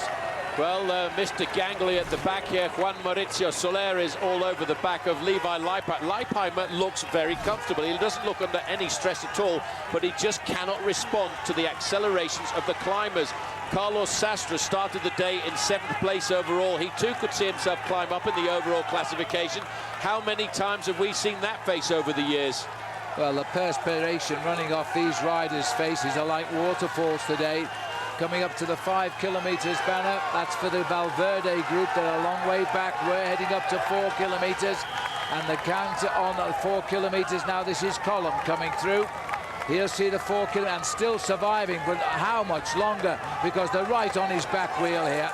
Well, there they are, just around the corner. He won't have very much more than a 10-second advantage at 4 kilometers to go. And when he sees the yellow jersey and the white jersey, Phil, he will be a broken man. But for these two riders, they're riding away from the rest of the field in the Tour de France this afternoon. And I think the man we're looking at here, 1-1-2, he might not win the Tour de France this year, but next year or the year after, he's going to be right on the top step of the podium. Well, if he rides like this, he might win it this year yet. He's not a rival right now. He's just sort of encouraging each other here. It's two men against the rest, and then they'll decide later whether they have to fight it out between themselves. We're going back down the road here to the Evans group now, and Leipheimer won't help because he's got a teammate in Contador ahead. Carlos Sastre, he's known glory in the Pyrenees before. Looking over his shoulder, he flicks his wrist there to say, come and work with me, but he's not going to get any help at all from Levi Leipheimer. No. Pretty fit athlete there as we go down, back up to the front here, as we see the yellow jersey and the white jersey, the best rookie and the leader of the Tour, just getting into their sights now. The hero of the day, Antonio Colom, isn't going to see the plateau on his own. The two principal players are right up on him. I think it's absolutely phenomenal the way Alberto Contador rides. He's the man who showed the most aggression here, but the yellow jersey, he knows that if he wants to win this Tour, Phil, every time and every stage that goes uphill, he's got to build on his advantage, because he will not win the final time trial. He will lose huge chunks of time. Contador now comes up and sets the pace-making, but I wonder how much longer number 192, Antonio Colom, can stay in contact with these two men. Well, yes, and let's hope he can, but it's unlikely. But if he can hold them just for a while, he might get third on the stage as we head up into the last 3 kilometers now. That's about 2 miles still to ride, and Contador has been absolutely brilliant today. The crowd have had his name all over the road here, so they're expecting this. He had it planned. Well, he knew that this was a climb that would suit him. He knew that he had the acceleration on the steeper slopes there. There's a bit of a gap going down to the next group on the road, and there it is. That's Carlos Sastre, Levi Leipheimer, and Juan Mauricio Soler. They are looking at around about 25 seconds. Cadel Evans at 45. Cadel is going to have to make that up. He's not writing himself out of the Tour de France today, but this first day in the Pyrenees has been mano a mano, and Cadel tried and tried, and they cracked him. At 3 kilometers to go now, we've got 2 leaders, and they haven't attacked each other since they got clear. Well, they're coming to the slightly easier slope, if you can have an easy slope after 15 kilometers of climbing. Here, the gradient slips into just 7%. The final kilometer is at 6.3%, so we're going to be treated to a big battle between what I feel this year, Phil, are the 2 top climbers of the Tour de France. There are small time bonuses, as there are every day, for the first 3, 20 seconds for the winner, and that's for that reason they can't share the win. They've got to fight for it. 20 seconds for first, 12 seconds for second, and I think it's 8 seconds for third. That's an important thing to remember for these two riders, but Michael Rasmussen now, he's not got to think about winning the stage anymore, Phil, because he has to think about time. Every time this race goes uphill, he's got to think about the time he puts between himself and Cadel Evans and Andreas Kloden, because those men are great individual time trialists. No worry at all, says Alberto Contador. I've still got plenty of fire in these legs of mine. The Spanish supporters are all behind me. Cadel Evans at 3 kilometers to go has lost himself almost a minute, and he could be losing his second place overall. Well, he's got to lose 131 is what he's got to lose, but there is that small bonus. He's very close to slipping a place here. Temporary hiccup, I think, but we'll see. The Danish flags are flying, and the Danish man is the one in yellow. Well, it's getting a bit precarious here. The fans are getting a little bit too close. But for Alberto Contador, he's thinking about victory on the stage and climbing up into second place in the overall classification. At around about 1.5 kilometers to go, they will start to feel safe. They'll get into the barriered part of the course. The Contador, Phil, looks just so easy. He's out of the saddle. He's dancing on the pedals, as you would say, with an incredible amount of ease. Further back, Cadel Evans is struggling. He's using a much bigger gear. He's trying to find a rhythm, which is just not comfortable enough for him to find. And Cadel wants the finish now, and he wants it as fast as it will come to him. He needs a recuperation. He's done for the day. These boys have slowed a little bit, but Rasmussen said something to Contador, and I think he says, you do the work, and Contador says, no, why me? You do the work. They shouldn't be arguing like this. And Rasmussen really must make Contador work too. Otherwise, there they are. There's that discussion. And goodness knows what language is in, because Contador only speaks Spanish. Well, he speaks a little bit of English, a bit of confusion now as they go through it. Just listen to the crowds. It's almost deafening, the tunnel of noise that these riders are going through. And I think that Alberto Contador, Phil, actually feels that Cadel Evans is now being picked up here by Andreas Kloden. So Cadel Evans is actually showing his first sign of weakness on the 14th stage of the Tour de France. We've never seen him show any sign of weakness at all since we left London. Well, there's 2 more days of mountains, and I have to tell you, they are harder than this day. But this day has been a big sort out on the climb of the Plateau-de-Beille. An acceleration by Rasmussen, and Contador's on him at 2 kilometers. That's what it was all about, that discussion. Alberto Contador is not happy with Michael Rasmussen. He's saying to him, if you want to win the stage, mate, you go to the front. You've got to get the time. I'm going to sit here because I want to win the stage for Discovery Channel, and I want to win the stage for Spain. Well, those motorbikes, thankfully, have now been pushed away here. We should get a true sprint, but Rasmussen, he wants Contador to come through. I'm not sure Contador will here. He keeps flicking his shoulder there, his arm. He says, come on, keep working with me. But I think they've lost the fraternity that they had when they set up this move going clear. I'm not sure that Alberto Contador is very happy at all with Michael Rasmussen, and he's going to sit there because he knows in the back of his mind he starts the day 2.5 minutes behind Michael Rasmussen. He knows Michael Rasmussen needs time, so he's going to force the Dane to do all of the pacemaking. Well, watch out, because these 3 might claw away. There he goes up on the inside. There'll be no acceleration. The other 2 are fully committed, and this man could take advantage of the slowing of the 2 riders at the front. It'll have to be pretty special, I think, even for him. But he's off again, because at the moment he's losing his lead he gained earlier in the King of the Mountains. It's going back to Rasmussen. This is a man who's come to the Tour de France for the first time ever. He's never seen these mountains before, Phil, but he's absolutely not afraid of them in one little bit. Cadel Evans is 1 minute and 20 seconds down at 1 kilometer to go to the finish, so he looks as if he's going to lose his 2nd place in the overall classification to the man lying in 2nd place there. But this man, as you said earlier, Phil, might spoil the party for the stage victory. If he can get up there, he might confuse them. Here's Cadel, a bit lower down the slopes. He's cracked at 1.2 kilometers here. He probably, with the bonuses, at least will lose, for the moment at least, 2nd place overall. He's now with Andreas Kloden and Kashikin. And what on earth has happened to Vinokurov now? Washed away, I would think, because this has been a dual battle with everybody else out of it. There is 1 kilometer to go. Contador refuses to help the Maillot Jaune. The Maillot Jaune has got to work because he wants time. Well, for the Maillot Jaune, Michael Rasmussen, he must ride as hard as he can to get time over everybody else in this race, because he will not ride a final time trial like the time trial he rode yesterday. Alberto Contador knows this. He's riding like a tough poker player, saying, mate, you want to win the Tour de France? Well, I want to win this stage, so you go and get as much time as you can. We are looking, Phil, at only about 20 seconds to this man who is currently in 3rd place on the road.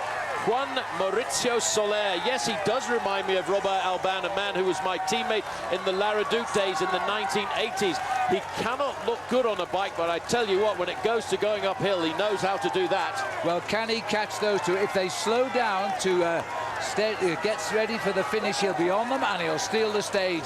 But at the moment, Rasmussen is committed. He's no choice. He's racing for time gains, particularly on Cadel Evans. So he, in effect, is having to give the stage away here to Alberto Contador. But this first day in the Pyrenees has shown us Rasmussen is a pretty solid leader of the Tour de France.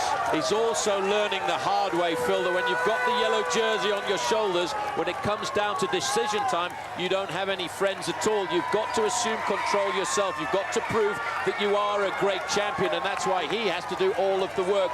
500 meters to go, and Alberto Contador is getting ready for the explosion that he hopes is going to give him the victory of the stage. Well, Alberto Contador, the man that had the serious accident which almost cost him his life, is now looking set to get the victory. We are further down the climb here as we watch here as Carlos Sastre on his own now. So what has happened to Levi Leipheimer as now the sprint is started here? And now it started here now by the rider in the lead, and this is going to be a big sprint here for Rasmussen. And look at the face of Contador. Is he going to get beaten here? I don't think so, as he comes on the left here and starts to drive for home. Alberto Contador in his first Tour de France, the best rookie, gets the stage win. Not the best way to win, but he gets it and takes it from the yellow jersey, Rasmussen. Well, there we are. I'm not surprised. Discovery Channel have played their cards well today, and Contador is the champion. And now we're looking at Juan Solar coming home for third place here. And he might just about hang on to his newfound lead in the King of the Mountains, but it'll have to be a big one, because it's Leipheimer who tried to catch him on the line. We didn't see Leipheimer move, but he did, as Juan Solar comes up here to take third place. Second place has gone to Michael Rasmussen. So this has been a showdown like we haven't seen for many a day in the Tour de France, and it's only day one in the Pyrenees. Sastre coming up here, up into fifth place. Fifth place for Carlos Sastre as he hits the line. First place for Contador. Fourth place for Leipheimer. Discovery Channel probably are now the leaders. It depends where the third counter is. Now these two are the losers today. Cadel Evans coming up with Andreas Kloden. And we'll look for the clock to see what it says on the clock. A minute 17 has gone. It's pretty good. He probably will lose his second place overall, because there was a 20-second win bonus for Alberto Contador. And there he is, already on the phone to his folks. I just won a stage of the Tour de France. I'm now second overall in the race. Well, Andreas Kloden today was also put into difficulty, and I think, Phil, because of that crash he had in the individual time trial yesterday. Cadel Evans, too, rode a brilliant individual time trial. That will have hurt his body as he makes his way up to the finish line. I don't think he'll try and come round Kloden here. He's happy to get to the top there. The clock stops for him at 1 minute and 52 seconds. Yes, and add on that the 20-second bonus. This is looks like Kashakin coming up the climb here. It's been a pain. That's Colomba, in fact. Well, it's been a tough old day for everybody. Astana may have kept their team lead, because we've got 3 riders home now. This is Antonio Colom waiting to pace Andrei Kashakin across the line. Yep, and as they come up to the line, that'll give them their 3 men home. So they may well keep their team race lead. They may even increase it, because there's no third man in yet for Discovery Channel. Well, the third man on the road is going to be Jaroslav Popovic, and the work that he did, I'm sure, Phil, by the time he gets to the finish line here, he will have lost whole chunks of time. Sorry, there he is. Well done, Jaroslav Popovic. He's kept the team race alive as well, as he comes up looking very strong. And pulling up here, Michael Bogart, who in his final Tour de France is having a great Tour de France, and also with them Mikael Astelotha, who started the day in 8th place overall. Well, I have a feeling he might keep his 8th place overall with a ride like this. Look at the face on that man. Michael Bogart is doing a phenomenal Tour de France. It's his last year at the Tour. He's going to retire at the end of this season, and this is his great ever ride in the Tour, Phil. Well, Paul, we haven't seen a day like this. On the way up now, 3 minutes 15 conceded for Alejandro Valverde and Oscar Pereiro at the moment. It'll be over 3.5 minutes. He's still fighting the seconds here. They still sprint it out. Every second could still count in this year's Tour de France. It's only day one in the Pyrenees. 2 more tough days to come, and that final time trial. I don't think we will know till that Saturday next week. We've still got a lot of mountain climbing to go before we get to the finish, and we've still got an awful long way to get up to Paris. And of course, that individual time trial may well give us the final result. Valverde in. He's lost himself at 3 minutes and 45 seconds. That is the finish line at the Plateau-de-Beille. Oof, and what a finishing line as well. We've seen a superb race today. I'm glad I'm not a professional cyclist right now, because those boys put on some show today. They showed no quarter at all, and young Alberto Contador was absolutely brilliant. Rasmussen had no choice to do what he did. He had to set the pace. He knew he was getting rid of the stage because of it. That's the price he paid. But when he looks back at the overall, it's been a great day for Rasmussen. We'll take a break, then we'll work it all out. See you in a moment.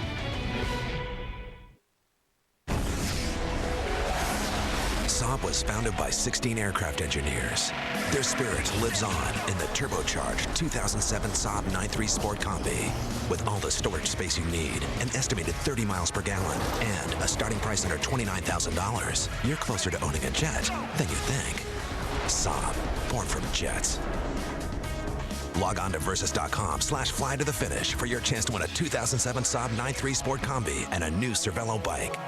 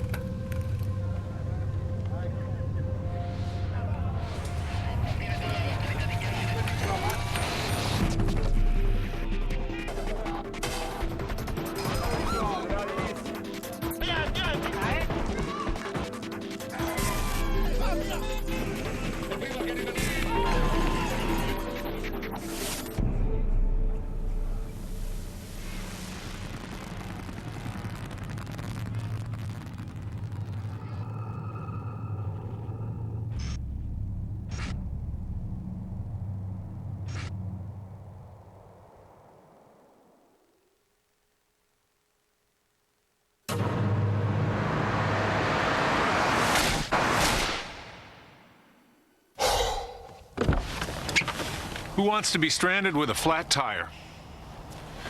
Changing tires out here could be dangerous, but with these tires, I don't need to worry. Well, I guess I'll be on my way.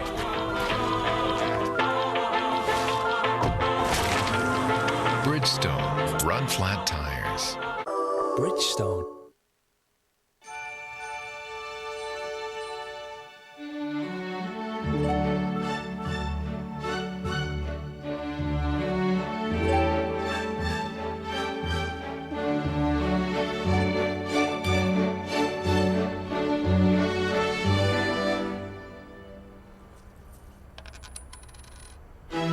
Visa Payway. Now there are more places and more ways to pay.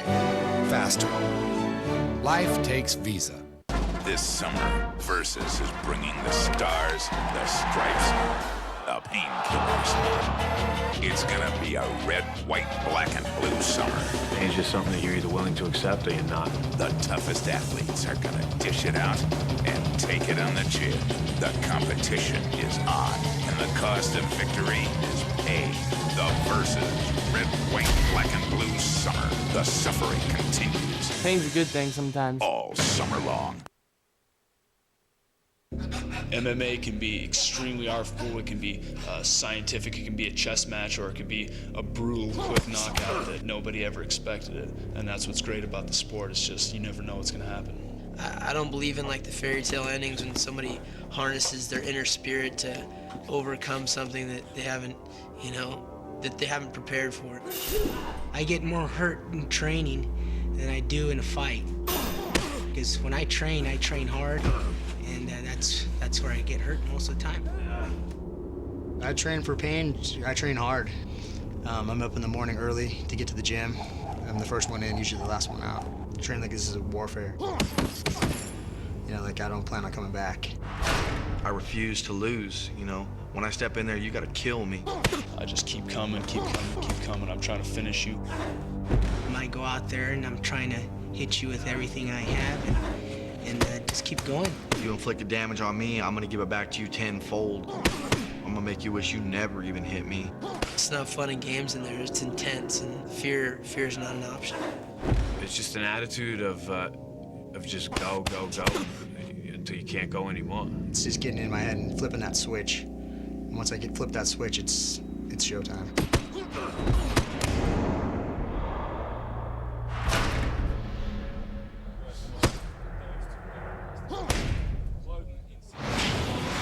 Welcome back to Plateau-de-Beille. All the campers up here have witnessed an incredible climb on the big screen on the plateau.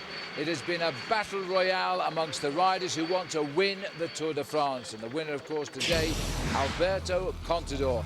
Points at his white jersey, points at Team Discovery Channel. He gets his first ever stage win in the Tour de France. What a win by that man. He really rode that on guts. His name was written all over the road. No one was going to beat him today. Let's have a look then at the Honda ATV stage results. Contador winning, same time as Rasmussen. 37 seconds up on Sola, 40 on Leipheimer, 53 on Carlos Sastre. They were the close ones as the gap certainly opened. Cloden at 1:52, Evans same time. Colom at 2:23, Kashikin at 2:23. And Popovic, the brilliant ride he did in the end, only lost 3 minutes and 6 seconds. Further down, another good ride coming from Michael Bogart as he tried to ride for Rasmussen. Astolosa suffered but held on to 12th place for a finish. Then came trouble. Pereiro Valverde losing 3 minutes 45 along with Jaime Zubeldia. Bernard Cole pulled out something special for Gerolsteiner. David Arroyo, he dropped as well, 3:47. Hero of the day, Gutierrez finished 18th and Shiruka just behind him in 19th. Further down, Karpich finishes with our old friend Jens Voigt and Thomas Dekker. And in 25, Dmitry Fofanov. Now, as we talk, Alexander Vinokurov has not appeared at the finishing line yet. We'll keep you in touch with him, but his days are done today. Let's go down to Robbie Ventura now as he talks to Levi Leipheimer. Levi, it seemed like your leg came great today. Could you describe that final climb? Awesome finish for the Discovery team. Yeah, tell you what, Plateau-de-Beille is a real killer, and I felt good today, but I don't think there's any way you can go up that climb easy. I still suffered as much as ever, but it was a great day for me and obviously for the team. Alberto's phenomenal, and I mean, he's a real contender. It seemed like when it was going steady, you were absolutely fine. It was those accelerations that were getting to you. You clawed your way back towards the end as well. Can you explain that a little bit? That's just my style. I can't really accelerate well, and I try not to because I know that it's not my style. And you know, when they accelerate, I always try to buffer it a little bit, let them go, come back. But at the end there, Sastre was doing a nice, steady, hard tempo, and that's more my style. Congratulations, Levi. Alberto Contador has shown. Yes, well done, Levi Leipheimer. He yo-yoed a bit, but he finished well, and Paulie's now up to 4th place overall, and Contador's up to 2nd. Yeah, they've got what they've worked for about 10 days. I have to say, well done, Team Discovery Channel, because Jaroslav Popovic, to me, was the man at the bottom of that climb. He did a phenomenal work setting it up for either Levi Leipheimer or Alberto Contador. But the way Contador accelerates on the slopes of those climbs, where we saw only one man could go with him, and that was Michael Rasmussen. Well, if you saw our program earlier, of course, we heard Johan Brunel say Pop is coming back and he's bringing you all bottles. He gets back, he gives them the bottles, he goes to the front, and he completely killed himself to set up the race today, which worked out for them. They may well be in the team lead. We're waiting to see the figures for that. If not, Astana will still be the team leaders there. But even as we talk now, still hasn't arrived over the line, Alexander Vinokurov. Very sad, I think. I think very sad, because it was great to see the courage that he performed to come back and ride that time trial yesterday and win it and dominate the time trial. But I'll tell you one thing, Phil, today the real winner of the stage was Alberto Contador. And there he is on the podium. Cheers all round. This is the man who had this terrible head injury, and they really thought he wouldn't make it. He has a titanium plate in his head. They cut away half his head, and he's a really nice guy to talk to. And when he learns English fluently, we'll have a great conversation. But he is a super guy. He's a big favourite, I know, of Johan Brunel. Well, Johan Brunel really tips this young man for stardom. He came across to Discovery Channel. He's improved his time trialing ability 100%, and that's why he's always going to be a threat right the way down to the finish line for Michael Rasmussen. And today, Rasmussen could not get rid of him at all. All right, now take a look at this, because we can go to the Michelob Ultra overall standings. There they are. Michael Rasmussen, he's turning out to be a bit of a star here. He's opened the gaps. It was 1 minute. He's now 2:23 ahead of Contador. 3:04. Cadel Evans goes down, loses 2:04 today. Leipheimer up a place from 5th into 4th, 4:29 back. Andreas Cloden down to 5th at 4:38. Big shuffles these, Paul. Sastre hung in there. He's in 6th place. He did climb in the end a bit. Kashikin in 7th. Astolosa went up. Despite his suffering today, he's up to 8th. Valverde continues to drop away, nearly 10 minutes now. And Popovic, after all that, sits in 10th place. The yellow jersey, a week in the Mayo jaune now for Rasmussen. He said he would have to attack in the Pyrenees to get time. Today he did it. He got time on everybody except one man, Alberto Contador, but he's not so worried about Alberto Contador. He was more concerned with the Australian Cadel Evans and his time trialing ability. But tomorrow, Phil, we're in for another monster stage, and I really don't know how these guys are going to come out and do it all again. No, I don't either, because they hit each other so hard. There's got to be some common sense at some stage in the Tour de France, and tomorrow is a most difficult stage indeed. Congratulations all round for Michael Rasmussen. There's the battle. Goodness knows what they were saying here, but I think Rasmussen was falling out for lack of work from Alberto Contador. Even tried to attack him. That didn't work. All right, we'll take another quick break. We'll work out everything for you. We'll have some interviews, and we'll be back in just a moment. Stay with us on the Tour de France Live. The 2007 Tour de France on Versus is brought to you by Cervelo. Enjoy engineering. Ride a Cervelo.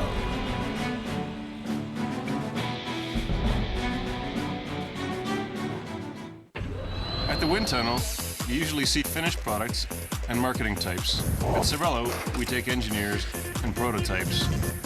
Building a better bike is what Cervelo is all about.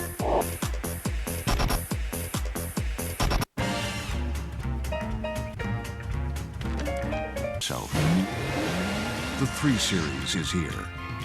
With elegant styling and a powerful yet fuel-efficient inline 6-cylinder engine. Stop in and take a test drive today.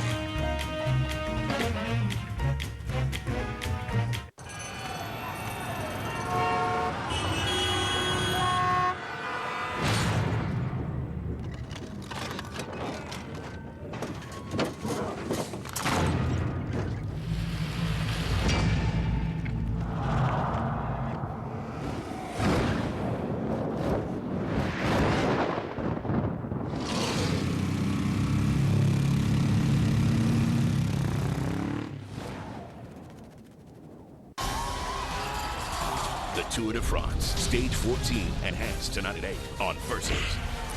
The real drama continues.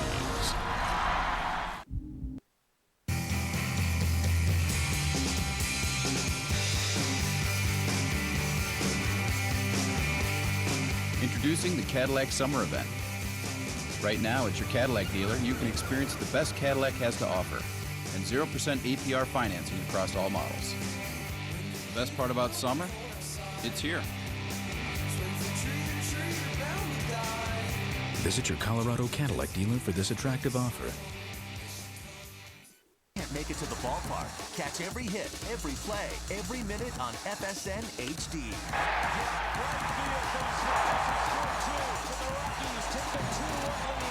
Sharp, clear pictures and CD quality sound. It's just like being there. This ball driven high in deep center field. You want Colorado Rockies baseball, and you want it in high definition. FSN HD is the only place to see the Colorado Rockies in HD. Co-ed matches, coaches on the court, super tiebreakers, and superstars from around the world. World Team Tennis on Versus. The new champ of Wimbledon, Venus Williams, leads the Freedoms to wrangle Houston. Next on Versus. Welcome back as we just skim across the Pyrenees here. There are friends or enemies now for the next 3 or 4 days of the Tour de France. We have a rest day in the middle of the battle of these high mountains. What a battle we have seen today. In the end, 24-year-old Alberto Contador, the white jersey of the Tour, wins the stage. And the man who finishes second, the yellow jersey, is Rasmussen. Let's just check out how it all came to be on what has been a terrific day of racing. It really all happened on the final climb when they came into Les Cabanes and started the way up to the top of the Plateau-de-Beille. Well, at that point, there was still the 5-man leading group, which had dominated most of the race. But once they got halfway up the climb, Antonio Colom decided he couldn't take these accelerations from the youngsters anymore and decided he was going to go alone. And he, at this point, had a 2.5-minute gap over the front end of the race, which was containing the yellow jersey. Then George Hincapie rejoined after descending from the previous mountain and went straight to the front and drove hard, trying to set it up for Levi Leipheimer and Alberto Contador. Then when George went, Popovic made all of the pacemaking, and he did it to such good effect, he was dropping off all the stars. A lot of men put under serious pressure because of the work being done today by Team Discovery Channel. They knew that they had something to play. They got rid first of Alejandro Valverde, then Oscar Pereiro, then Andreas Kloden. All the big names were disappearing one by one. And then the decisive move came, because once they all thinned down to a handful, Levi Leipheimer attacked. Then Contador attacked. They picked up the remnants of the breakaway. Then he became mano a mano. The yellow jersey attacked. Contador followed. Cadel Evans came back. They all came back. And this is how it was. And then Juan Mauricio Solar. We thought he might be allowed to leave away because he could not get the yellow jersey. And then they cracked Cadel Evans. Well, Cadel Evans was the big fear, I think, of Michael Rasmussen, because he's a great individual time trialist. But finally, only two men left at the front of the race. Michael Rasmussen, the wearer of the yellow jersey, and, of course, the man in the white jersey, Alberto Contador, separated by 2.5 minutes. But before the summit, at around about 2 kilometers to go, they caught the lone leader, Antonio Colom, but he couldn't do really very much to stay with them. No, he raised, but it was the death throes. They soon were rid of him, and then it was a one-on-one battle for the line. But Contador refused to help Rasmussen in the last kilometre and a half, and then he made sure he came out of his slipstream and he got victory for Discovery Channel. Both riders finishing in the same time, and this was what they wanted. Levi Leipheimer also made a late run, and he almost got up with another man that made a late run, Juan Solar. So Solar got third, but Leipheimer, crossing the line in fourth place, would also claim, as we're about to see, fourth place in the overall. Here we are, Paul, the Michelob Ultra overall standings. Rasmussen, the gaps have opened. Well, I think he'll be happy with the gaps this evening. He's got 2 minutes 23 seconds over Alberto Contador, but more importantly, 3:04 ahead of Cadel Evans. Leipheimer moving up, but he's a long way down at 4:29. He's still got a lot of work to do, and Andreas Kloden still hanging tough in fifth place, 4:38. Looking further down, though, Andrei Kashekin for Team Astana is in seventh. Mikel Astrolova protected his place. Jaroslav Popovic, phenomenal ride today, is up into 10th place, 10:55 behind. Well, we've also, as you look a bit further down, top 15 carpets here. We can go back to the podium now and see the presentation. This might be interesting, actually. Let's have a look who's coming out. And in fact, he's already out, and it's Rasmussen, so he reversed it because the last climb was double points. He'd lost his lead in this competition to Juan Mauricio Solar on the previous climb. He got it back by finishing second on the stage. Those two men are going to have a serious battle tomorrow for supremacy in the King of the Mountains classification. And if Michael Rasmussen thinks he can win the yellow, I think he might back off in this race for the King of the Mountains classification, because he needs to conserve as much energy as possible to win this bike race. Just looking at some of the local wildlife there. I'm not sure. There might be chamois up here in the Pyrenees. Anyway, let's have a look at what is happening in the mountains competition. Only 2 points in it. That fight goes on tomorrow between Rasmussen and Solar as they pull clear now of Jaroslav Popovic. Contador is still there. They all will be because of the way they're climbing. Evans is in fifth place. But the battle there between Rasmussen and Mauricio Solar of Barlow. Here we are. He gets his white jersey now as well. There's no doubt about who is the best rookie of the Tour now.